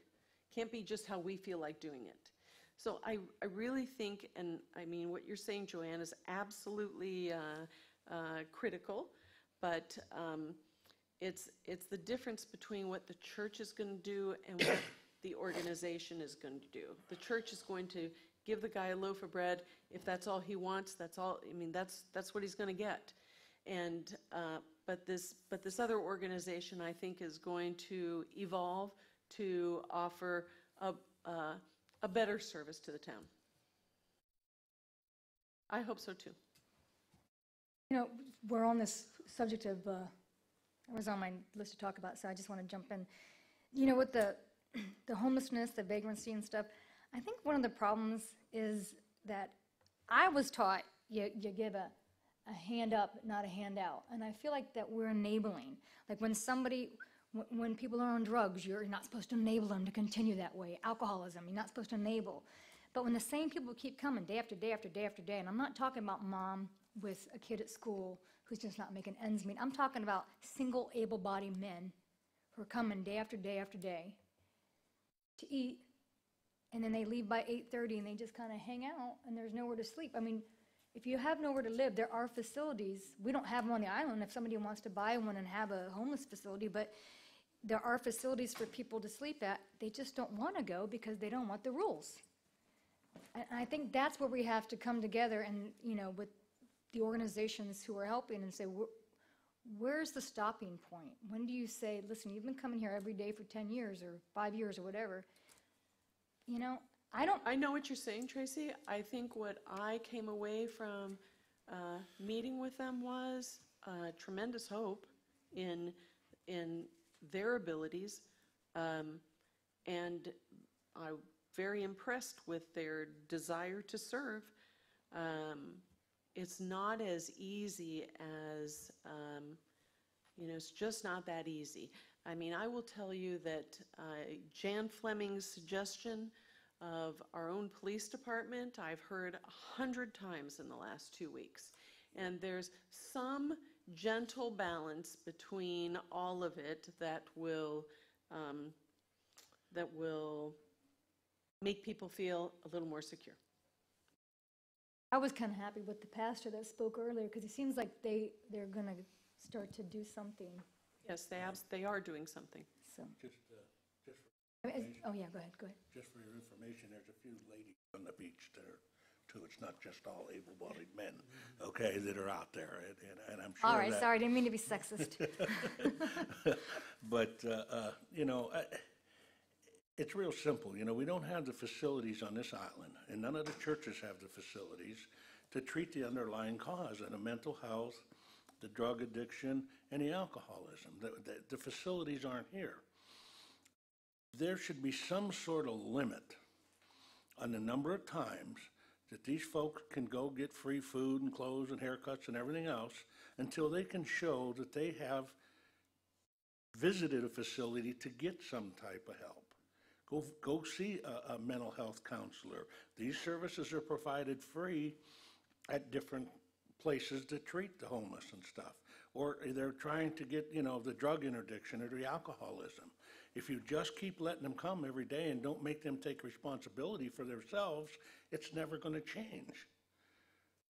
They have to show after, I don't know, you can pick a number. Is it a week? Is it 10 days? Is it 1 month? Is it a month that you just come and get the free stuff, but don't try to get any help? At some point, they have to say, okay, you've been here this long, and you haven't done anything. You need to go and get that help. And if somebody can't provide that, then they shouldn't be in that business. We don't have it on the beach, but there's a lot of facilities that do, and there's ways for them to get there. That's all I can say about that And you one. got rules. But then you have the rules. Dennis, I will tell you this, that one thing that Pastor Corbin, Ivan Corbin, who's the new pastor at the Methodist Church, said he had a church in Key West where there are 500 to 600 homeless people. And he said, if you think getting rid of God's table or the pantry at the Beach Baptist Church gets rid of the homeless situation on your island, you're wrong.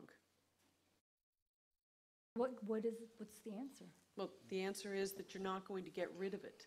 The answer is that it's a condition that we have.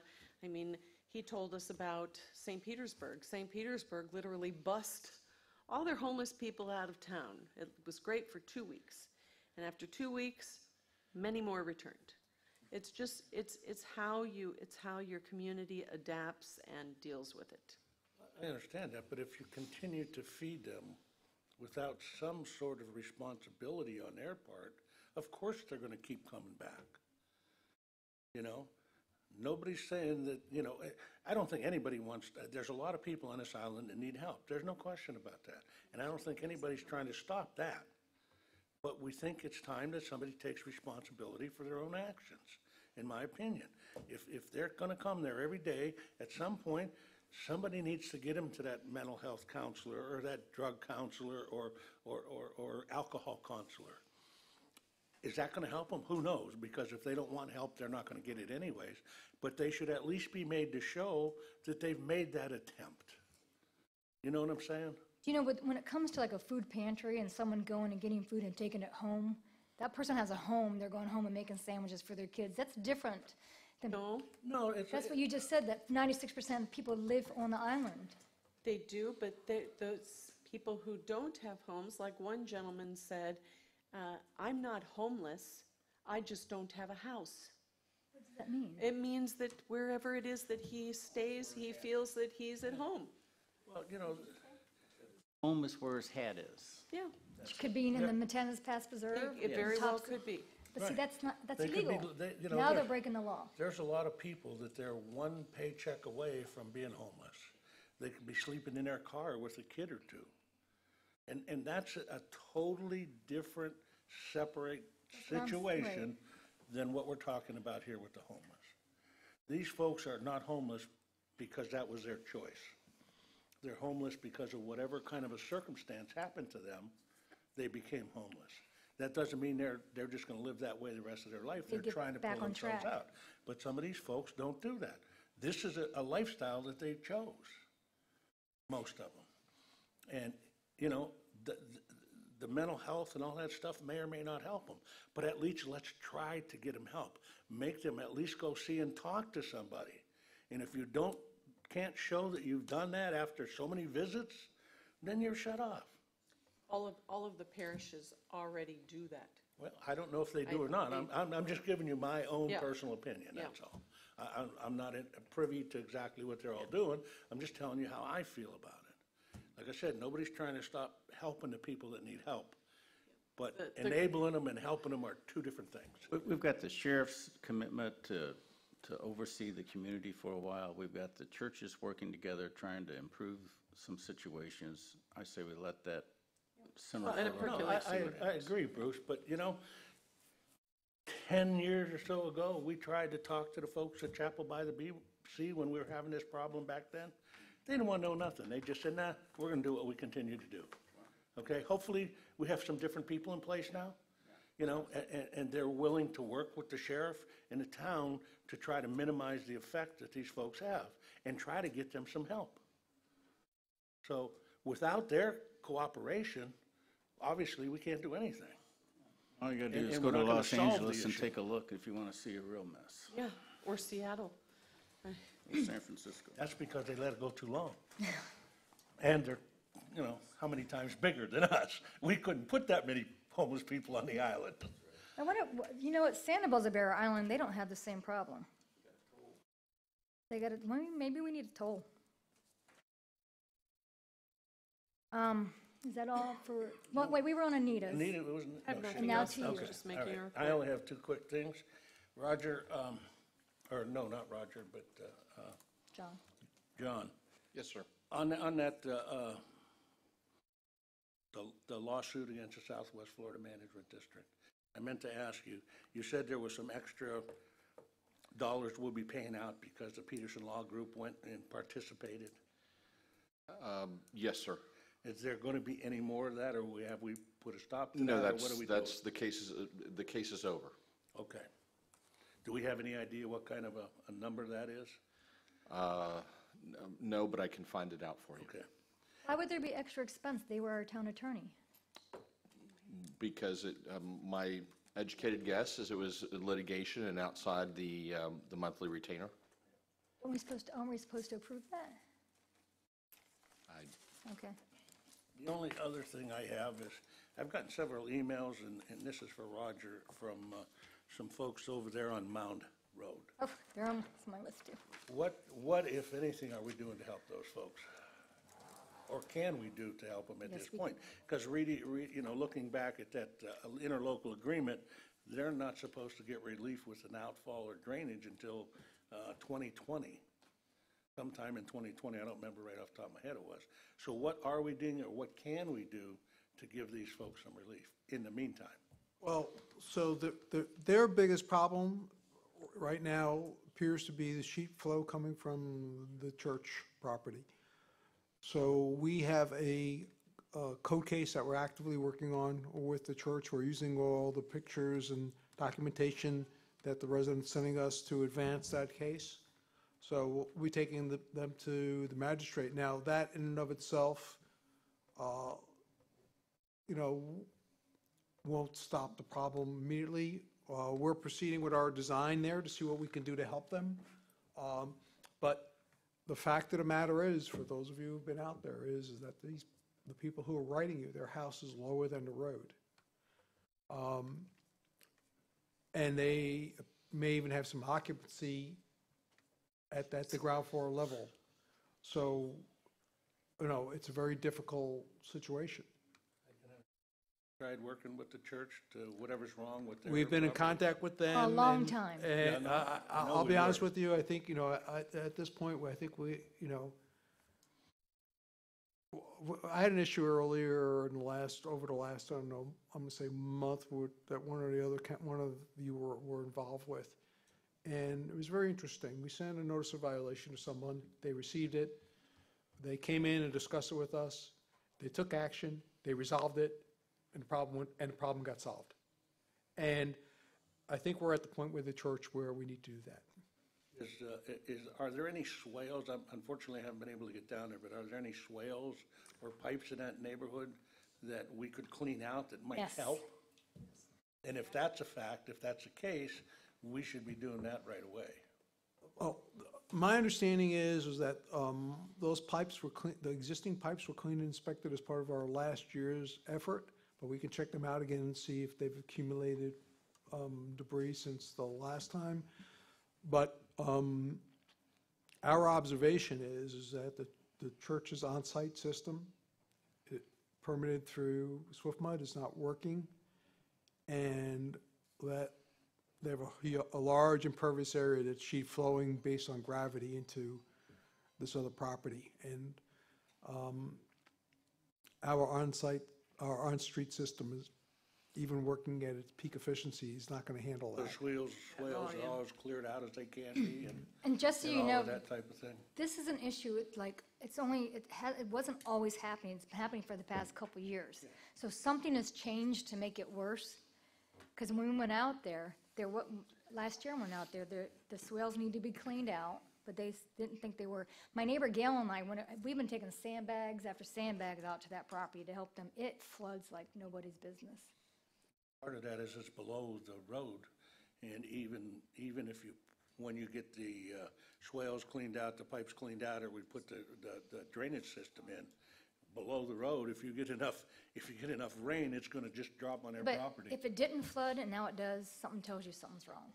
Well, I'm not disagreeing that there's something wrong, and if there's a problem with the church, there is. So they're gonna All go I'm out and saying check is it that just because we do all that stuff isn't necessarily gonna give them 100% relief. Because if they're below the road, you know, they're still gonna get water in their yard. Maybe not as much, but they're gonna get some. Nope, that's it. Okay, where are we with the Paracel PBW? I mean, I don't know if the rest of the council got all the emails about what happened. Are we revamping that? Well, the problem that you got an email about has been resolved. Right? So, but there seems to be some ambiguity with the staff as to what that code means, or that ordinance. No, what happened was actually papers got filed in the wrong file. So, but that's what actually happened. But that being what it is, when the item came before you for the renewals, I'm going to say in September, you know, my read of the code was that the way the code is written really needs to be looked at, you know, and it would be our goal to look at that and make some recommendations that's to my you only all question, is that- before next September rolls around. So is that on the horizon to be looked Yes. at again? Okay. And then the last thing, because you guys covered everything, since I won't be here much longer, I'm not giving up on the Veterans Memorial somewhere. I'm going to be a thorn in your side like I was before I got on council about this Veterans Memorial that I'm trying to get. And I hope that you guys really think hard about that. I did a lot of research. I've been doing a lot of research about different ways to do it. And I don't know why we can't get this done. Hey, Tracy, I'm going to continue your passion on that, okay? Promise me? I promise you. How you and I would specifically design it differs, but not our passion. So, and behind the scenes, I'm actually been So after March, I talking can to- talk to you about it. You can. But that brings up one more question I forgot. I was going to ask on the record for town council support. I've been working with the Historic Society, digitizing some records that they had that would coordinate with some stuff the town has. And so I got all that digitizing done, I turned it over to the town, and I got your approval to do that. But it brought to mind a couple things that Allison could work on that are potential historic or archaeological resources within the town, and that she and I talked about, that she would like to kind of pursue and see how they might coordinate with other historical archaeological resources. So she asked that I state on the record and ask you and the town council if it's okay for her to pursue a couple of these things, see where they lead, and then report back to us. Historical? There would be historical resources in the town, which we don't want to identify right now, but she would be able to go out and talk to a couple people Does about Allison have time? She's got a lot on her plate right now. And she says she does, but it'd be a couple of resources she wants to go, she'd talk to Roger about it, and then she would go approach, and then she would bring it back toward us. So is Well, that you know, okay? I Very good. think, just sort of help maintain regular order. Yeah. Okay, so There's no way. well, I'm going to make an attempt. I know it doesn't always work, but I'm going to take a shot at it. What we try to do is, when we want to work on something, whether it's at one of the council members' suggestion or it's originated at the staff level, we put it in our monthly report so that all the councils have it in writing, understand the scope of what we're going to be working on. And in essence, when we put those reports on the M&P, you know, you all bless them, and then that's sort of our marching orders on how we proceed on working on things. And then we come to a decision point, we put that in our report, ask you the question, get a decision, and continue to follow that road. So with that being said, what we'll do is Allison will include sort of, so everyone has it in front of them, the scope of that activity in the report and what you would like to work on, so that you all can then see it in writing and give us some feedback as to how you would like us to proceed. Process. Very good, Oh, thank you. wait, since you said historical, it reminded me of something. I drove by South Street. My uncle has a lot back there, like behind Fantasies, and I saw the house that I think is the historical structure, the red cottage house, but it looks like it's been stripped down. What is happening with that? Like, we already gave approval. What is happening with the red shutter cottage? The answer is I don't know off the top of my head. I do know. Remember, it passed and got historic designation, but the issue is the precise ownership, because for the school board to accept it onto school board property over by the historic cottage, they need to have the ownership release. Oh, we got that. Not in its entirety. So I spoke to Russ Carter at the library one day, and he said he was going to have an appointment between him, Joe Orlandini, and Mr. Huffman, and they recognize that the ball is in their court. So the fact that nothing has come forward for that moving or anything, they recognize it's nothing the town has done. The town has done everything that we can do for that. The ball is in their court. With regard to finishing any ownership issues and discussing with the school board and finalizing that piece of property, the town is not in our court right now. I was just It's in wondering, their if court. now that it's not on our town property, I mean, did we lose anything, historical designation, because it's no longer It's the here? structure that was designated, Okay. not the site. I don't have anything else. Adjourn? Second. All in favor? Aye.